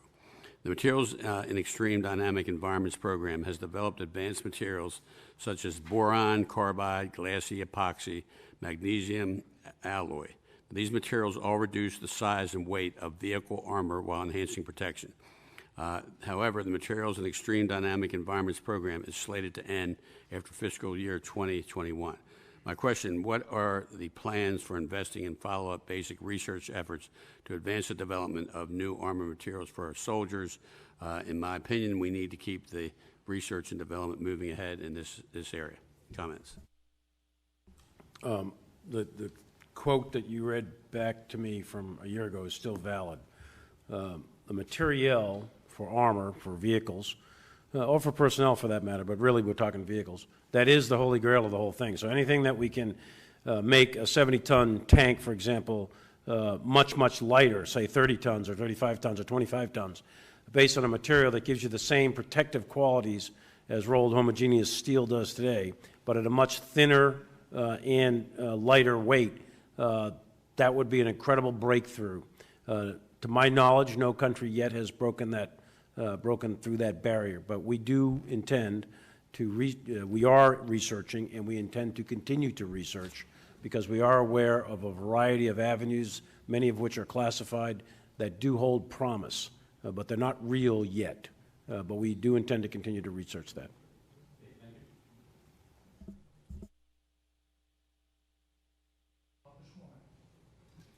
Thank you, Mr. Chairman. Thanks both to you, Mr. Secretary, and General Milley for your outstanding service to our country. First question for the Secretary, and I don't even know if you're at liberty to discuss any findings, if you have findings, but you had commissioned kind of a look at the accessions process, the officer accessions process. General Abizaid, I guess, was your point on that. Has that yielded a product, or do you have some findings from what he looked at that would be beneficial to us in terms of, because I understand it covered all the commissioning sources basically and looked at the BOLIC piece, and so fill me in on where we are in that study. Yes, sir. So we are very focused with making sure we understand, because we are a closed personnel system, who do we bring into the officer corps? Who do we bring into either ROTC, OCS, and West Point? How do we then train and educate them? And then how do we graduate and commission them? And those are all different parts of this. And so we wanted to have a good understanding of the product we're getting based on what the field is telling us. And so we did take a deep dive at that. And, there's some obvious things that come out that we under-resource ROTC, for example, in terms of what we have. We have different standards between all three of those sources. Within ROTC itself, there's a wide range of schools in terms of the focus they put on the military, the number of graduates, the type of graduates. So, for example, I was at Virginia Tech last week, has a very good program at Virginia Tech, and this upcoming week I'm going to VMI. I'm trying to make my way around to the senior service colleges to really get a good feel of this, because I think if we can produce an exceptional officer corps, it will serve us well into the future. It's of note that the cadets we graduate this summer from any source will one day be, in 35 years, a future Chief of Staff of the Army, a future COCOM commander, a future Chairman of the Joint Chiefs Staff. But that's why I think we need to get it right on the front end. So we're looking at a number of things by which we improve the quality across all those bands to make sure that we're, again, getting the right talent in, training and educating them properly, and then getting them to the right assignments. And this is all part of the bigger effort that we're pursuing, that is talent management. How do we replace the current personnel system with a system that's based on, it's a market-based system utilizing talent management techniques? So was he able to conduct it in such a way that there wasn't a lot of territorial protection? Because I know that's where kind of the rub might come. There is, and there's a lot of, this is the way we always did it, so we always will. But we have a number of initiatives underway where we're looking at some of the recommendations to make sure we do what's best for the officer corps and for the service, and that will require some change, and change will be difficult, but we think it's the right thing moving forward. Thank you. General Milley, I back a few years ago during some of the more austere times in funding our Department of Defense, particularly the Army, I was outspoken about the lack of combat training center rotations that we were able to afford to do. And I guess we took a dip there for a while, in part because of budgets, but also in part because of the type of warfare we were engaged in. Now with this great power competition going on, I see a really strong need to get back into the rotation business in a pretty big way. And we've got some money budgeted for that. I think 25 rotations that, as I read the budget. So can you speak to the need for us to utilize combat training center rotations and the importance they're going to bring to the readiness picture? Absolutely. The number of rotations, the maximum throughput, there's three training centers, DIRT training centers, National Training Center, Fort Irwin, Joint Readiness Training Center, and then over in Germany, CMTC. And the fourth training center is a virtual training center for computer simulation at the higher levels. But the three DIRT centers, I think, is what we're talking about here. So with three of those, and given the length of a given rotation, the maximum throughput would be 30. But you need to reset You need to give the observer, controller, trainer some time to take a leave or do so and so. And given the current pace, so what we try to set it for is between 10 or 11 at a given rotation or at a given training center, and then 5 over in Europe, because the other 5 over in Europe will go to allies and partners, not necessarily U.S. forces alone. So 25, we're essentially at max throughput other than mobilizing for general war sort of thing. So we're at max throughput. So that's one thing, and they are funded, and 4 of those rotations will go to National Guard units. The other piece, so one is just the throughput, the capacity. The second piece is the quality of the rotation. Some of those rotations, but very few now, are geared and targeted specifically towards a rehearsal exercise for a targeted theater. So if you're going to go to Afghanistan, you're still going to go to a rotation at one of the training centers. But most of those rotations are decisive action, specifically at the higher end, and we have modeled them after the best practices of a combined threat, if you will, from the best practices that we were able to discern from China, Russia, and some other countries. And we kludged them into an enemy that is replicated at the training centers. And we have included all the domains, so space is included in the training centers. Cyber, for example, the National Training Center, Fort Irwin, is the only enclosed live cyber fire exercise training area in the world that I'm aware of. And then, of course, you've got air and the ground piece as well. So all the domains are replicated in all of these training centers. The OPFOR is very, very capable, and the blue units or the friendly force units that are going through there are really being put through the ringer. Very, very difficult, very challenging, and I would encourage any member to go visit any of the training centers, and I think you'll see an Army that's undergoing significant change in terms of its training. And the last piece I would say, it's really critical, these training centers, it's really critical because what you're talking about is not just the training of a unit, but you're talking about the training of a future Army. The leaders, the buck sergeants, the lieutenants, the captains are learning their trade, their craft at those training centers in a very, very realistic environment, and they carry that with them for many, many years as they get promoted through the ranks. So those training centers are critical, they're fully funded, and we're at max throughput. Where it concerns the National Guard, are there any difficulties you're seeing in employer support? These are longer rotations. This is not your 2-week annual training exercise. This is a much longer piece and a much more demanding piece. Are you getting any feedback there? Yes and no. One of the things I'm concerned about is employer fatigue. I think you and I have talked about this before. I see some units are going on multiple rotations, not just NTC. They're going to Korea, they're going to Europe, they're going to Afghanistan. So I do get concerned about that. On one hand, you hear the commands, the senior officers and NCOs are very gung-ho to go, and I believe that. But you talk to individual soldiers, sometimes if you're on your 3rd or 4th deployment, it gets old. And particularly, as you know, I served in both the Guard and Reserve.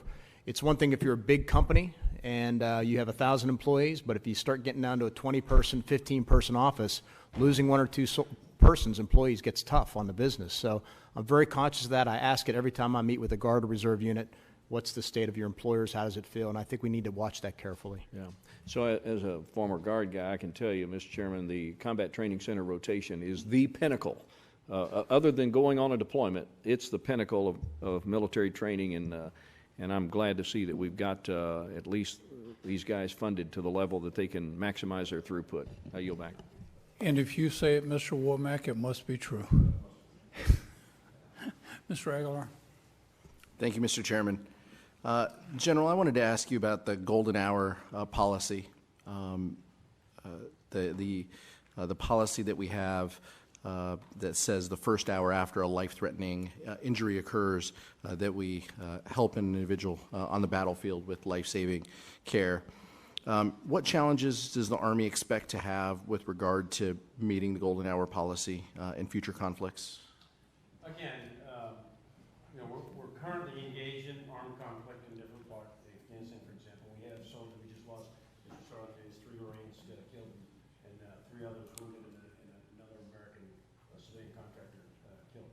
So we're engaged in armed conflict now, but currently in the combats we're involved in now, we have dominance of the air, and we pretty much can guarantee ourselves ground evacuation and or air evacuation within the so-called golden hour, 60 minutes.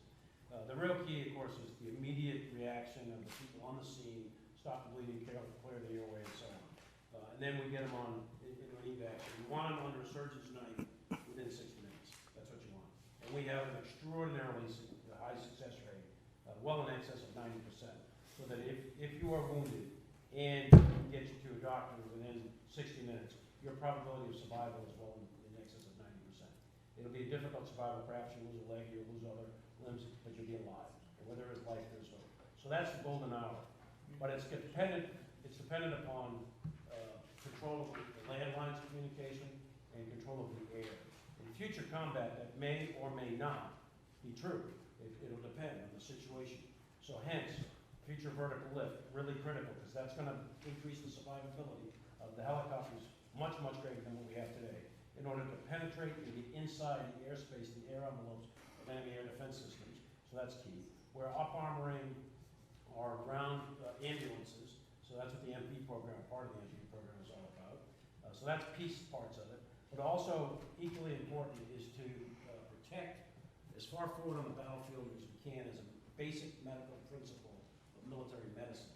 So we want to get the forward surgical teams, the doctors and the critical care nurses, get them as far forward on the battlefield. So when I had a chance to visit U.S. advisors to the SDF on the outskirts of Raqqa, there was a fully funded or fully equipped, manned and equipped forward surgical team there with doctors, ortho doctors, critical care nurses right there to take care of wounded right from here to a couple hundred meters from here. So to protect as far forward as we can. And then telemedicine is another area that we're putting money into, so that those doctors or those medics or those nurses can pipe into specialists virtually over various communication systems, and they can work that. And then the last piece, I would say, is the ability of self-care and buddy care. We're putting a lot of money into advanced medical capabilities, things like bandages and quick clot type systems, etc. There's a lot of individual stuff that can go a long way towards the immediate care once you get a wound. And it's all of those and many, many more that we're working on. We're very, very interested in that because it's the survivability of ourselves. Recent Department of Defense statements have suggested that this may not be an expectation in the future. It sounds like you're...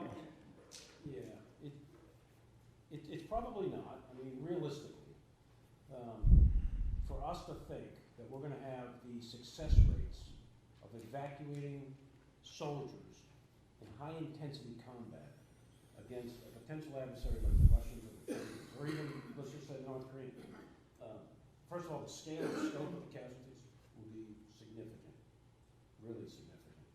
And the ability to evacuate those casualties within 60 minutes, that expectation, we'll try, but I'm not guaranteeing that. We control the air, we control the landlines today, the type of war we're in now. Against that type of threat in those environments, you can't guarantee that. That's why the protect far forward, to get the doctors and the nurses as far forward as we can. So the level of intensity and the amounts of casualties in that scale and scope of war will be significant.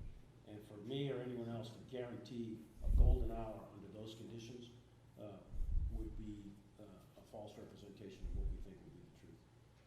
Thank you, General. Mr. Secretary, what analysis is being done to identify gaps within the planning and capability side of the policy, of the existing policy? For which policy, Congressman? For the golden hour policy. I'd have to get back with you on policy changes. I guess I was on a different track. I mean, one of the things I wanted to add, and I can come back to your question, was that the chief talked about the importance of the soldiers, what happens to soldiers.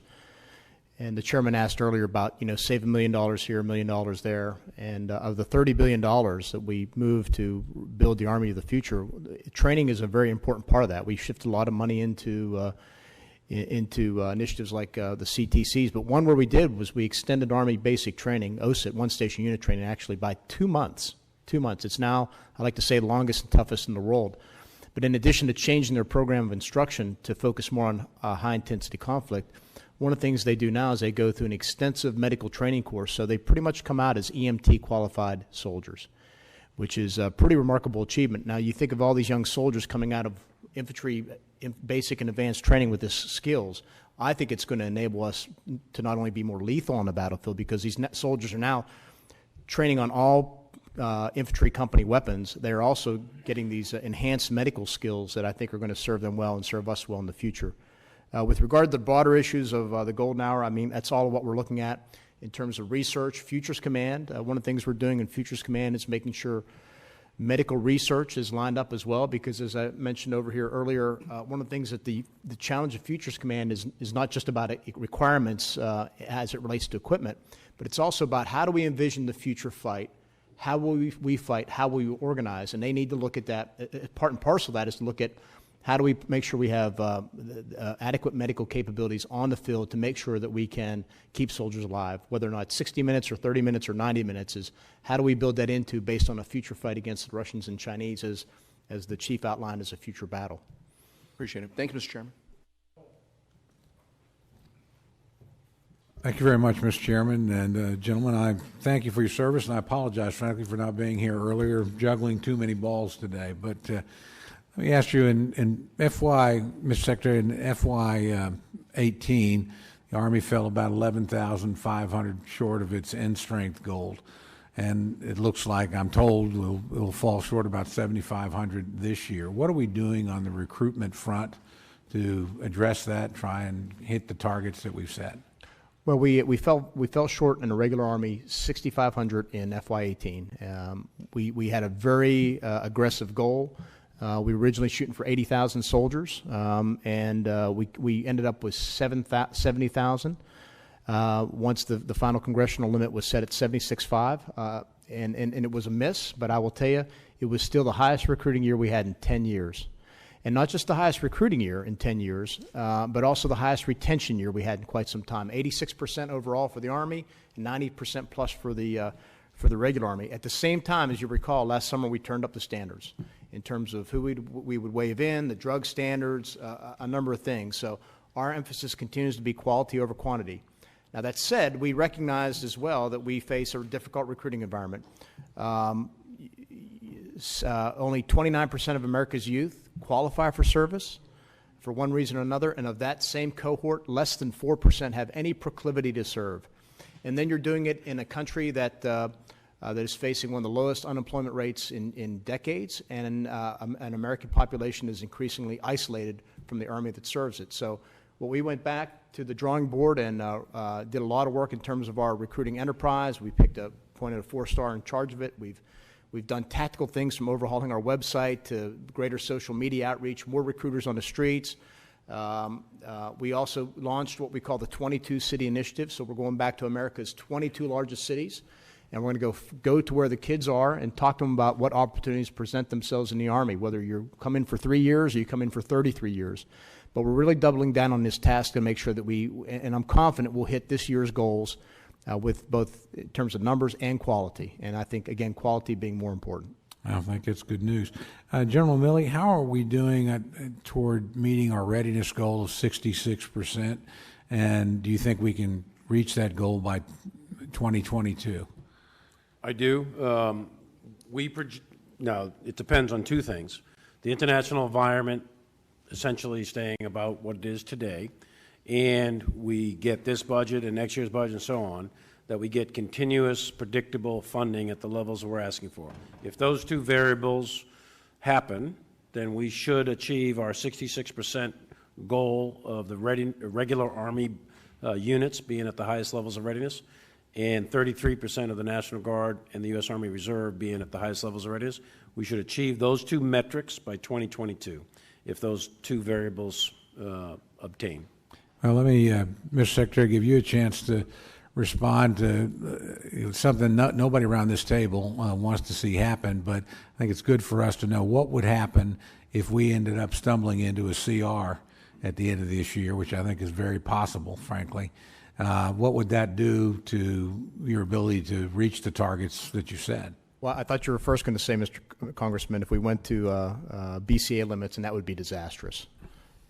A CR also presents its own challenges, particularly for an Army in transition. Last year, we got the budget on time, and I cannot tell you what good it did. It was fantastic in terms of us having the ability to fill training seats. So if we have a CR, What it means, given all the limitations of the CR, is likely lower funding levels. We likely will not be able to fill all of our training seats. Commanders will likely have to tune down their training, which will affect readiness. For an Army that's moving out on a number of modernization objectives, we would not be allowed to do new starts. That would have a major impact on us. For an Army that's trying to build its munitions stockpiles to fight in either North Korea or Europe, that would mean we would not be able to change production levels. So you can see whether it's manning the force, training, equipping, you name it, it just has dramatic impacts. That if we look at the past, if the past tells us about the future, then we would start the year likely in January or February with a full budget, which means we now have to spend a lot of money quickly, and you just end up with these bad cycles and bad habits that you get into, then trying to spend a whole lot of money near the end of the fiscal year, and that presents its own challenges as well in itself.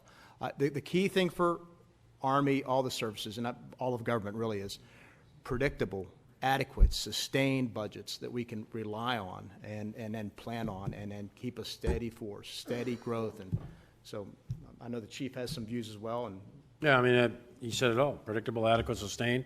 And a CR, I mean, it's not the end of the world, but it's a terrible way to spend the taxpayer's dollar. It is not effective. It's not efficient. It cuts off part of the year. Everything builds up at the end of the year. It sends terrible signals to industry. Industry jacks up the price of a widget because they don't have predictable cash flow and so on and so forth. So it's not good. The best thing, on time and predictable from year to year. I mean, everyone knows that. Well, a BCA would be catastrophic. Evidently, everybody doesn't know it because we've done this before around here, and that doesn't reflect very well on Congress. Certainly not your fault, but I hope you're carrying that same message to the administration. One last question, if I may, General Milley. Based on the national defense strategy and the current plans, how do you envision the current mix of armored infantry, Stryker Brigade command teams will change to meet the demands of the national strategy going forward? We're looking at that, and that's, again, it's another part of the overall review that we've charged Army Futures Command to do. We started that review 3 or 4 years ago. As we look to right now, we have 58 brigade combat teams. We've got a mix of, as you mentioned, armor, infantry, and Stryker, and we're looking at what needs to be that force structure. In fact, the Secretary is going to take a brief here in probably about the next 30 to 45 days, at least on some preliminary findings on some studies that we've done. What needs to be that force structure to fight a war against a near-peer competitor sometime in some distant future? Pick your time. We have some classified times that we're looking at. But we do know this. We know that force structure won't be the same. We know the Army of 10, 15, 20 years from now is not going to look like the Army of today. It's not a linear progression to the future. So we are looking at all that. I can't give you the exact answer right now. It's under review, and we're a little bit preliminary in our studies. But we're taking a hard look at that in terms of concept, doctrine, organization. The multi-domain operation concept that you hear about or maybe have read about, that's going to be the driving organizational concept, but it is not yet doctrine. We're probably 24 months or so from that becoming doctrine, both for the Army and the joint world, and from that will flow the organizations, the precise types of equipment. These things happen in parallel, so those 6 priorities that you see, the long-range precision fires, future vertical lift, next-generation combat vehicle, et cetera, we know that those technologies, we need to get moving on those technologies because we know those are going to be important. We already know that. We know things like we're going to fight mostly in urban, highly dense urban areas. We sort of know that. We think there's going to be 8 to 10 billion people in the world. War is about politics, politics is about people, and we know that decisive battle will happen probably in urban areas, which is a fundamental shift in war over the last 200 or 300 years. So we know the capabilities and the requirements that are going to be needed, the exact force structure and organization and exact mix of infantry, armor, Stryker, et cetera, in those out years is not yet known, but we are going through those studies, and the Secretary will be briefed on those shortly. Thank you very much. Thank you, Mr. Chairman. If I may, Mr. Cole, just to thank you, please. Just to make a bigger point, because the chairman talked about this earlier. He talked about the Army modernization budget changes being not just this year but several years. If you look back at history, when the leaders of the Army in 1973 decided to make a fundamental change, we were going to shift from Vietnam based on the lessons of the Middle East wars and focus on the Soviet Union, and we were going to change doctrine and change equipment. We brought in the Big Five, all that. That process took 10 plus years. So when the Chief and I talk about Army reform, that if we don't start now, when will we start? And we're talking about an Army we want to field in 2028, 2029, 2030, because We're doing all the work now on the new doctrine. That's going to take a couple years. New doctrinal changes will drive new organizational changes throughout the force. The equipment piece, I talked about how we're changing basic and advanced infantry training. All these things will come together, but it's going to take years of change and adjusting the ship as we go forward to get to where we need to be in late 2020s, early 2030s, to be able to fight and beat a peer adversary. That's what this is all about. So this is not a one-year FY20 and we're done. This is FY20, 21, 22, 20, and it's going to occur for many, many years to shift this big ship called the United States Army to where we need to be. Thank you very much. Thank you, Mr. Chairman. I would have more confidence we'll avoid a CR if the gentleman from Oklahoma was still on the Budget Committee. Ms. Capter? Thank you, Mr. Chairman, and thank you so very much, Mr. Secretary in General, for being here today and for your service. I wanted to ask a question about tanks, and the Abrams tank made in my neighborhood can weigh over 45 tons, actually 65 tons, fully loaded. My question is, your budget requests, the Army budget requests $1.75 billion for the upgraded M1A2 and version 3, and my question is, how does that potential capability compare to what the Russians and Chinese have on the drawing boards? Yeah, ma'am, if you don't mind, I'll take the first stab at this and then let the chief talk about the other side. I was in Lima actually a couple weeks ago and was able to tour the plant. It's an incredible facility, great American workforce out there. I think the Abrams tank is the most capable in the world, and we continue to upgrade it. And that's why we're buying, I think, 168 tanks or upgrading 168 last year and 168 this year, and we'll continue to do the upgrades so we can retain the overmatch over their respective Russian and Chinese counterpart. That is the key. And I think as compared to the Bradley, the Abrams has more life in it, more life left in it, and that's why we continue to do these upgrades. But I understand there's a Russian version that can make it across Europe faster than anything that we have. I would say this, Congressman. And can traverse more difficult terrain. The Russians are investing in a variety of vehicles, some of which are tanks, some of which are infantry fighting vehicles, etc. There's nothing that I've seen yet that is some sort of super breakthrough in the world of Russian armored vehicles. They have certain capabilities that are very, very good, but I will match our M1 tank and the various models and series of those tanks against anything the Russians have. They do outrange us because they put a missile on their tank, not just a main gun, but our main guns are very similar.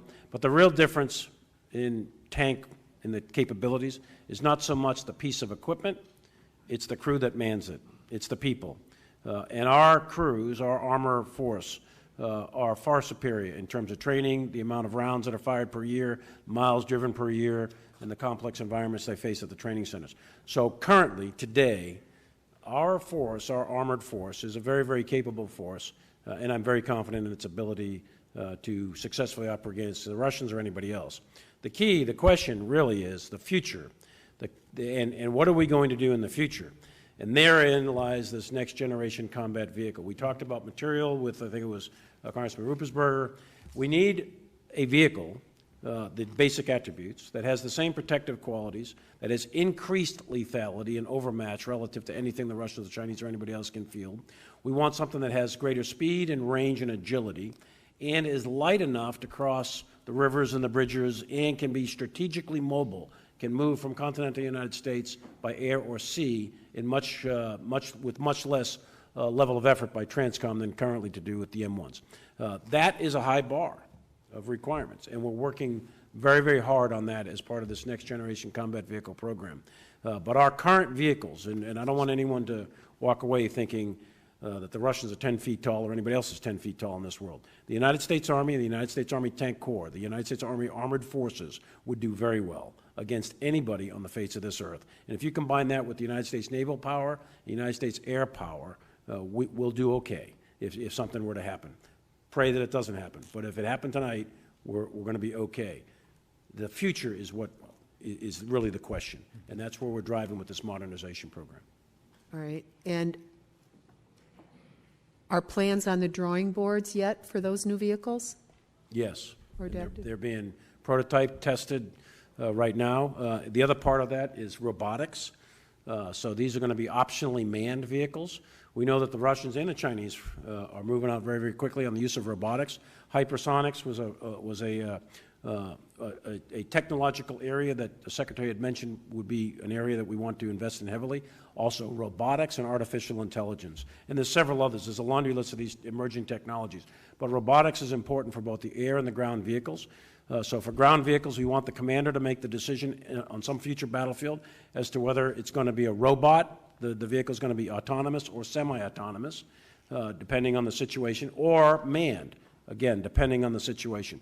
And there is a variety of, the industry has a variety of options and models that we're experimenting with. We're already driving some of these vehicles. We know in the commercial world, there's plenty of robotic vehicles out there on the highways and byways of America and in other countries right now delivering goods and services. But running up and down, I-95 is one thing. Running through some of the difficult terrain in the woods or deserts or dense urban areas is a different problem set for the engineers to solve.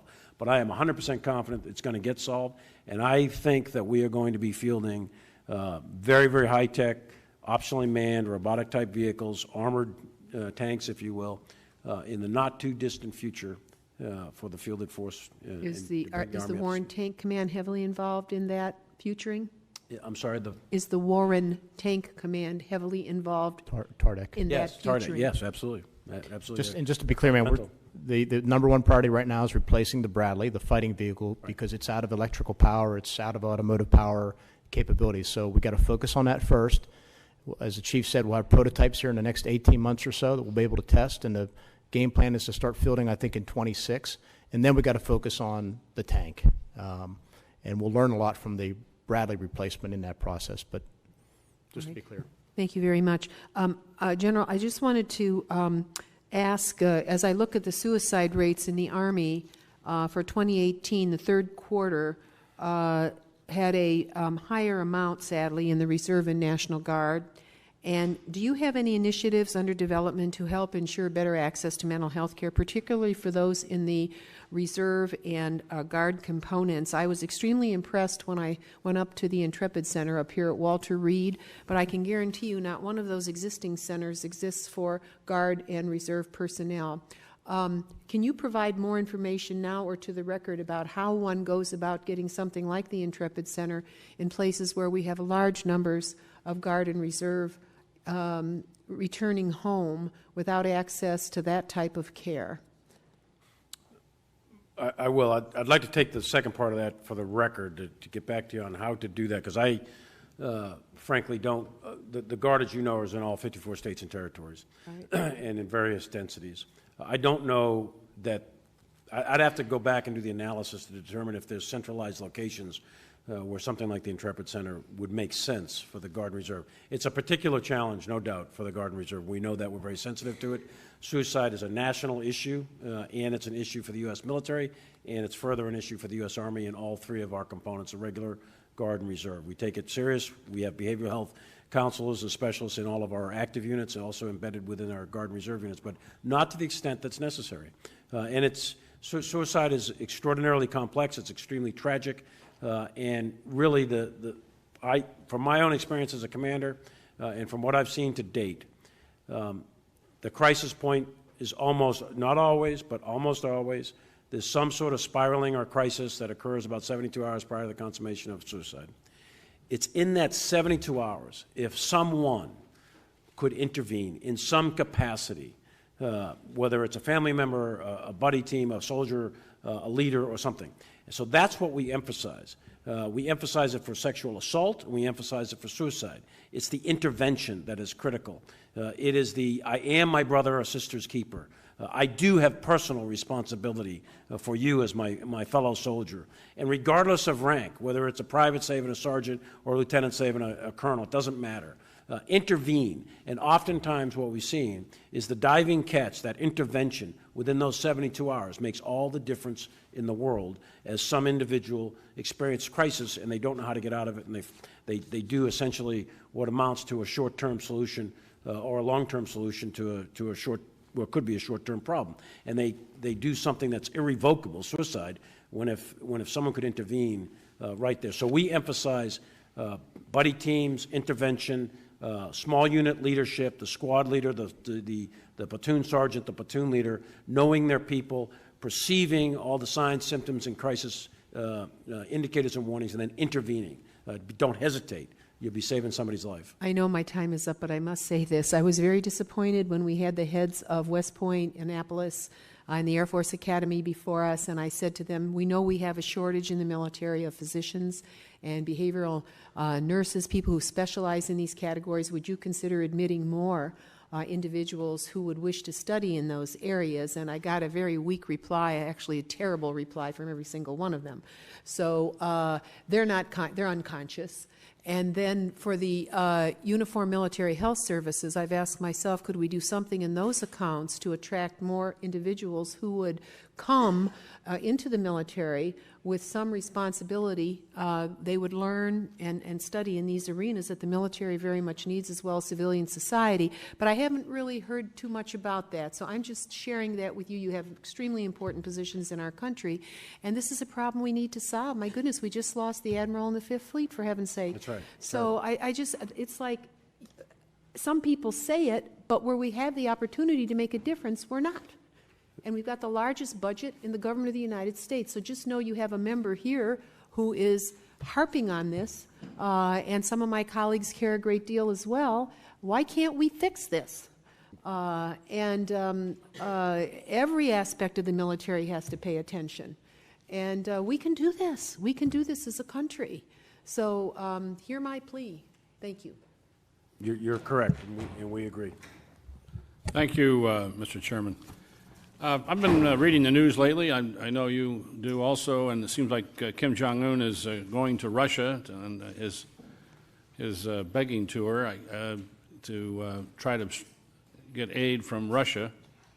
Of course, Russia is not in great financial shape themselves, but it concerns me. It seems that Kim Jong-un is getting increasingly desperate to get foreign assistance from either China, Russia, or whoever he can get it from. I know, General, you've been dealing with this character for some time, but is there a level of frustration he may get to where he may try to do something to get attention in order to get assistance? It's worked in the past, and it seems that he was trying to gear up for a new launch or do some other things that may be somewhat, expose kind of management of this situation. You see any risk out there right now? Congressman, the short answer is yes. There's always risk, and I'd be hesitant here or at any time to predict the future behavior of any foreign leader, and specifically the foreign leadership of North Korea. It is a challenging situation. We in the military, our role in all of this is to be prepared, and I believe we are. I believe we've done all the right things. I believe General Abrams and the U.S. forces on the Korean Peninsula, 28,500 of them, are prepared to execute whatever is necessary. Right now, we're in with the diplomatic efforts with North Korea and the denuclearization efforts. Diplomacy is the main effort of the nation, and we are clearly in support of that. But I would hesitate to predict what would come next. I have access to a lot of the intelligence, and I'd be happy to talk to you in a classified environment. But right now, in a public environment, I would not want to predict what North Korea would do. A key point is our readiness in the Korean Peninsula. Yes. And obviously, we put off a lot of joint training missions with South Korea. Yes. Is that damaging our readiness? I think there's, for the readiness of the force, General Abrams has testified, and I would reemphasize that the exercises that were canceled, modest and negligible in terms of its negative effects per se on the readiness, but if it was sustained over multiples of years, it would have a cumulative effect. But the readiness of the force at the division and below level on the Korean Peninsula, and I'll be heading over there in a couple of weeks, by the way, the readiness of force at the division and below level, the brigades and the battalions and the companies, they're training all the time. So that's not what got canceled. What got canceled is command post exercises. I think those can be mitigated adequately with the acceptable level of risk. Okay, thank you. Gentlemen, I'd like to return to the issue of end strength. Where does the number come from? It's an authorized end strength number, but how is it formulated? Is it informed by the National Defense Strategy? Where does that number every year come from? I can take first stab at this. We have a process called the TAA process, the Total Army Analysis, that looks at, based on wargaming and a number of other factors, in my shorthand, comes up with a force structure that we would need to fight and win in future wars. And then that force structure, inevitably, once you break it down by compo, regular Army, Guard, Reserve, drives a certain number of people. Once you determine how many of this type of units you need, there's a number associated with that. For example, an infantry company, 142 people or so. That's, in shorthand, that's how it's derived. I don't know if you... So on an annual basis, we go through a rigorous process, starting with the National Security Strategy, then the National Defense Strategy. And from the National Defense Strategy, you pick out all, again, it's an authoritative document, you pick out the specified and implied tasks that the Secretary of Defense has given each of the various services. We go through that. Then we look at the National Military Strategy that is developed by the Joint Chiefs of Staff, of which I'm a member, and the chairman. They have specified tasks in there. And then in addition to that, we kludge onto all of that the Combatant Command War Plans. Those are key because those are very, very specific, and they lay out exactly the types of forces and capabilities that each of the combatant commanders want in order to execute the various plans. The combination of all of those are the inputs. It goes through a very, very, very rigorous analysis down at various centers within the Army.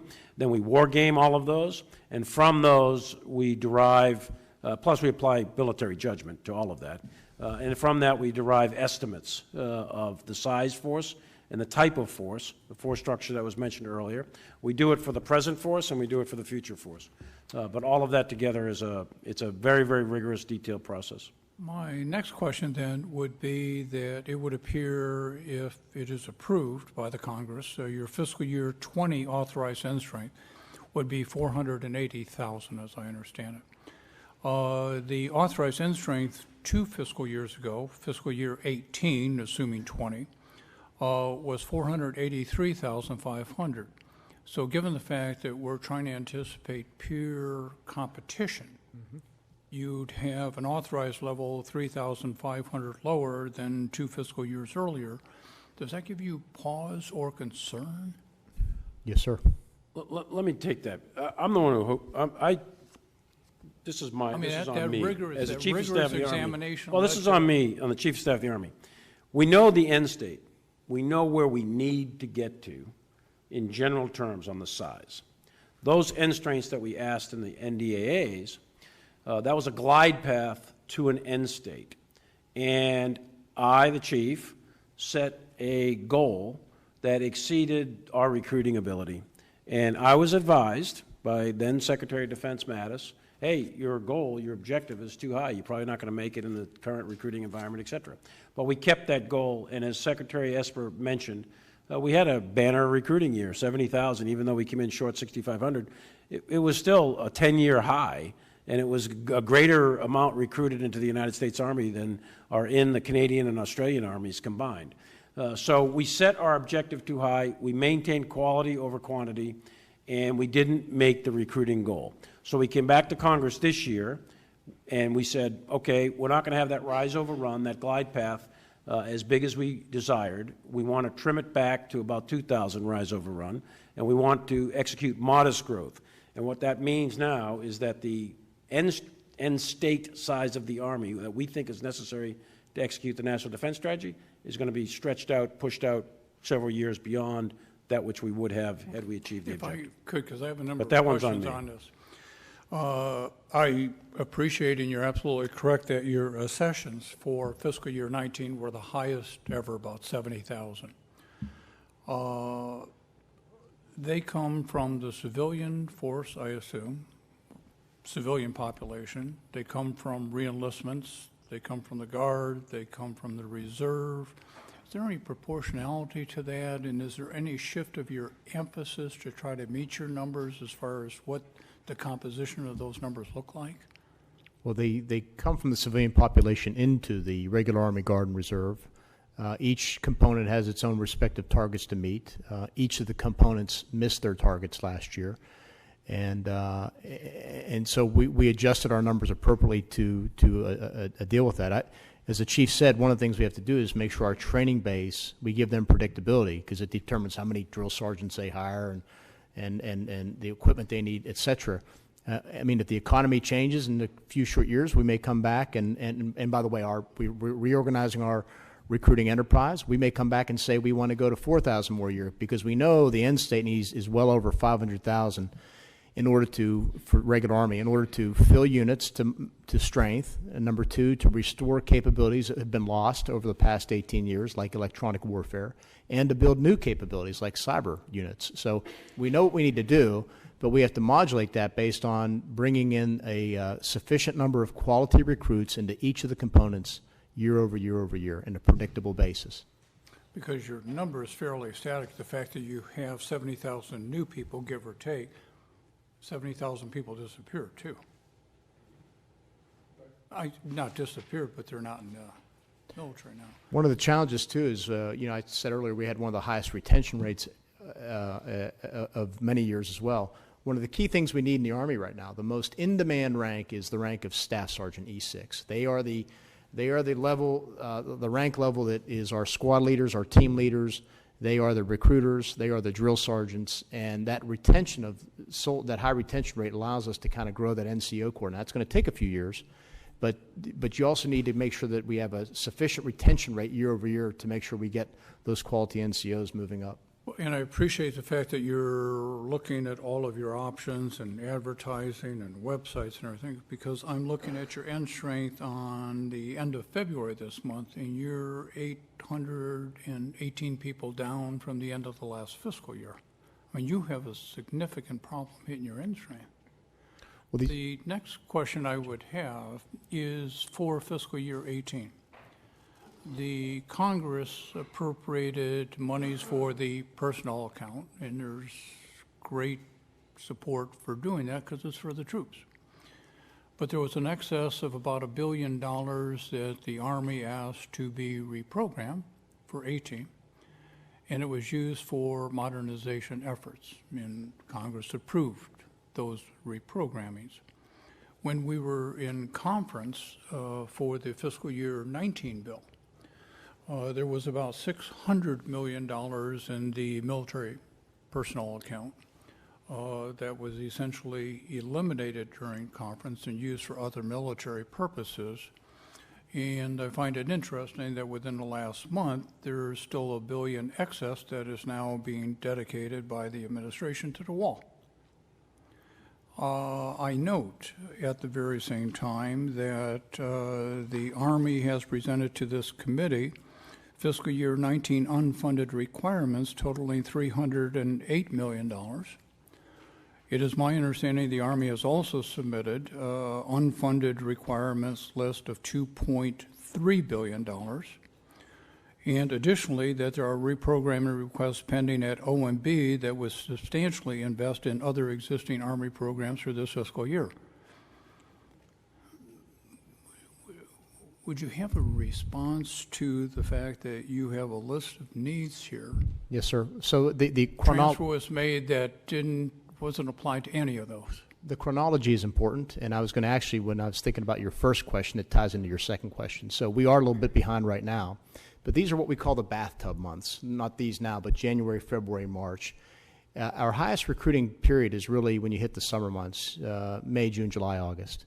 So last year at this time, and that's why we express confidence now that we'll hit our mark by the end of this year, we were still fairly confident that we would hit our marks for FY18. I want to make sure I get my years right.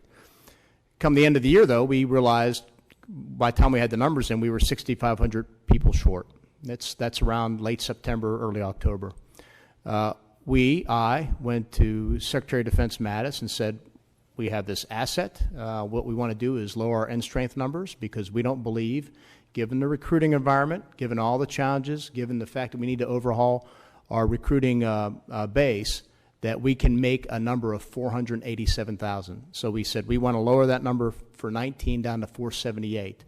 This is now October timeframe, October-November timeframe.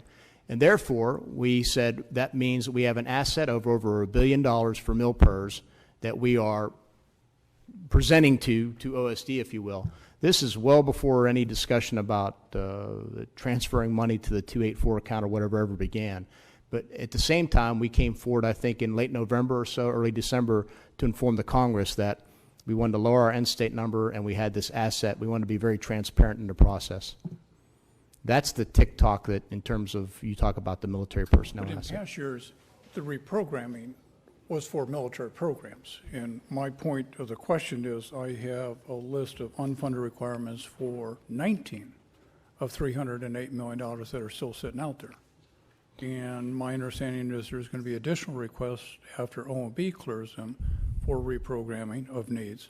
Yes, sir. So we've got $1 billion sitting there for something else. So when we surrendered, if you will, that $1 billion asset to OSD, we said that while the FY19 budget met our readiness and modernization objectives, your requirements, your needs and wants always exceed your resources. We had a list of things we said we could have used that for. Some of those things are on the UFR, but it was OSD's call to use that money for other priorities. Okay. I'll conclude this, and I'll recognize Judge Carter, and I understand what you say about the end-of-school system, but I would note in 19, the net increase in personnel was 62. The net increase in June was 12. And the net increase in July was 144. So it just tells me you do have a problem as far as that end strength and meeting it. And I wish you well on it. Judge Carter. Thank you, Mr. Chairman. And let me continue on this conversation a little bit. I met with Sergeant Major Daly a couple of weeks ago. We were talking about recruitment. He pointed out that the members of the junior ROTC programs around the country, they tend to be good citizens and they tend to have a high propensity to join the military. I live in one of the fastest growing areas of the country right now. We're building high schools that are coming up like mushrooms after a rain, all over everywhere. And a lot of these high schools have a real interest in getting a junior ROTC program. And they seem to be running into issues that frustrate their ability to get these programs. How do you feel about junior ROTC programs? I feel like they build citizenship, and we've got a lot of interest in a fast-growing community, and I would think that would be a good one small plus for recruiting. And then I'll tell you about something else we have after you answer that question. So I also agree that JROTC is a great citizenship program, and it tends to encourage kids to join the military at higher rates than anywhere else. It requires some investment. We've had great success from many, many schools, but as Chairman Visklosky mentioned earlier, as hard as it is to cut a program, it can be equally hard to reduce a JROTC or an ROTC program once you stand it up. Even though it may be non-performing. And so there is, quite candidly, a reluctance to start a program unless we can trim programs elsewhere, because otherwise we're just, the return on investment. So if I had the ability to, on all levels to, with a free hand to really make those shifts, that would be something we'd want to do. Well, as you know, I live in a military community. It's Army-based, but quite honestly, we have a high propensity for all the services in our area. And we've started a group of citizens have started talking about ways to figure out how at graduation you will have the announcement made. Ms. Bustos is graduating from Round Rock High School, and she's going to the University of Texas. And Mr. Kilmer is graduating from Round Rock High School, and he's going to whatever, Texas Tech. We want them to announce Mr. Carter's graduating from high school and is joining the United States Army. Mr. Jones is graduating and is joining the United States Navy. We want them to be acknowledged for their patriotism and for the fact they're growing. I intend to, as part of a program a bunch of us working on, I intend to write letters to all the recruits that graduate from high school, a personal letter from me, thanking them for their patriotism and congratulating them for meeting the high qualities and standards that our military requires, all of our military requires, to be able to be there, and remind them they're part of 1% of the people that are qualified and eligible to serve in our service. And then I'm hoping I can get people that are going to help me come up with the money to give people who graduate a red, white, and blue extra tassel on their graduation hat when they graduate from high school, which says, I have joined the military. I think the people that are patriots that are willing to do that need some reward. Yes, sir. And maybe that'll help.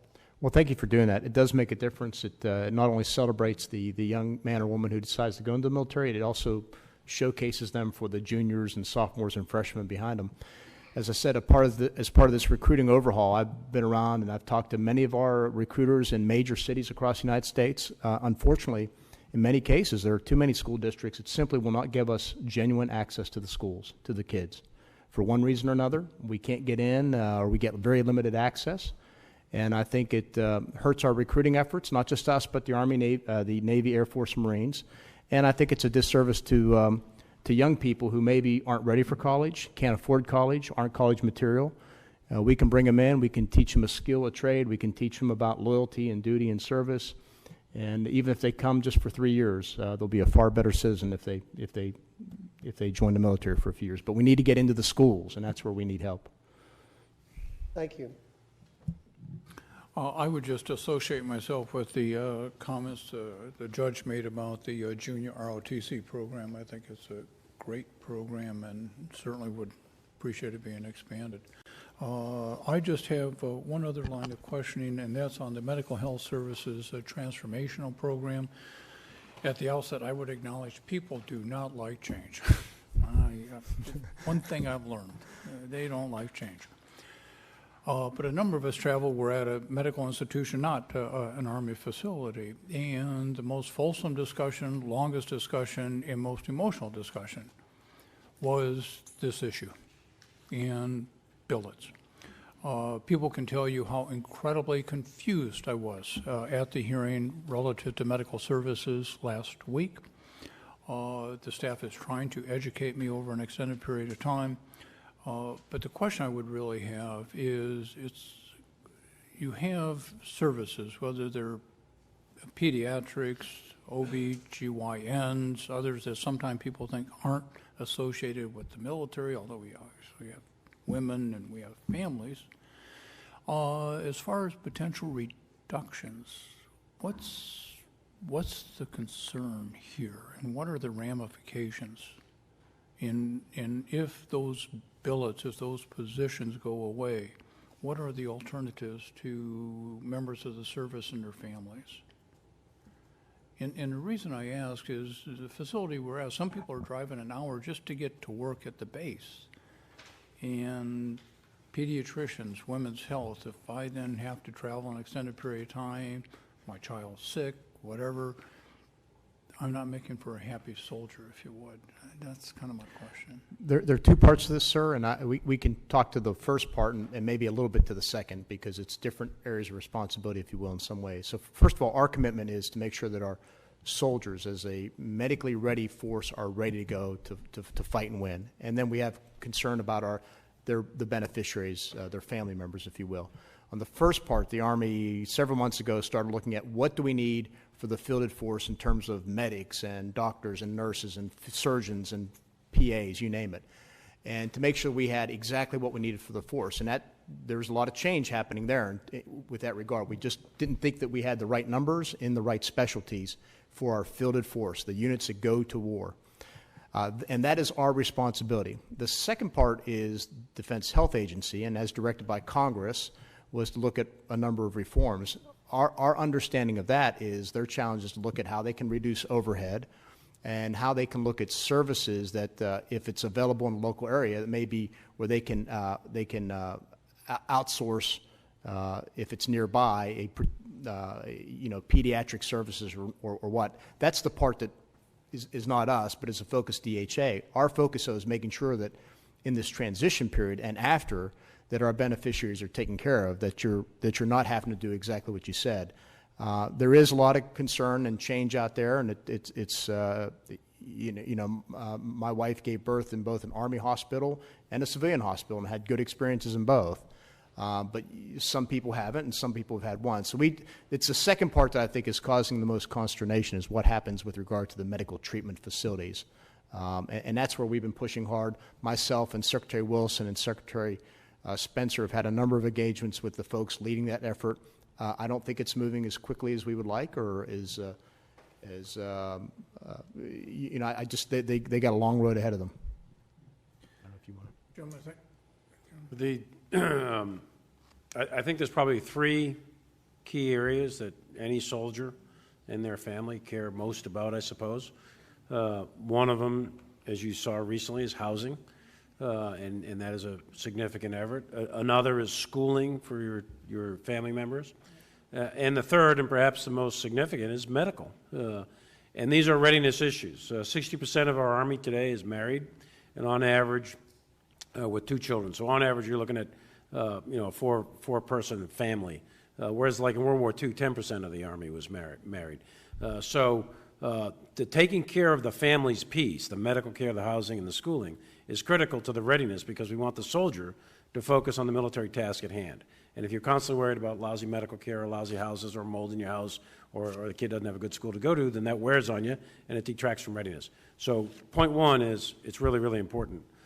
Point two is the military medical system, Army, Navy, Air Force, Marines, is a huge system. It is massive. And we are, with the Defense Health Agency initiative, we are taking a massive system and doing a massive change. And I am one of those who believes when you're doing something on that scale and magnitude, to do it step by step, to do pilots, to learn lessons as you go, and make adjustments to the program. And that's kind of what we're trying to do. So we've taken, for the MTF, to the medical treatment facilities, take large, this across all the services, not just the Army, take a large hospital, take medium hospitals, and take small hospitals, and let's apply the new DHA standards to them, draw the lessons, and then grow from there. So that's the MTF piece. And the other part that we're doing within the Army is we want to carve out those healthcare professionals, medics, doctors, nurses, et cetera, that are necessary for the combat force in order to provide that forward medical care that we talked about earlier in order for the golden hour. And those are two different capabilities. One is stay at home, medical treatment facilities, big hospitals, take care of soldiers and families. The other is a combat medical capability that is distributed within tactical units, and they're going to be on the forward edge of battlefields. And those are two different requirements. So the medical command, if you will, has got to be split now into two as part of this major ongoing initiative in order to provide those capabilities. And it's very complex. We need to take it step by step and learn the lessons as we go. Gentlemen, thank you very much, and good luck this year. Please stay in touch. Want to work with you. Scholar, thank you. We're adjourned. Yes, sir. Thank you. Thank you, sir.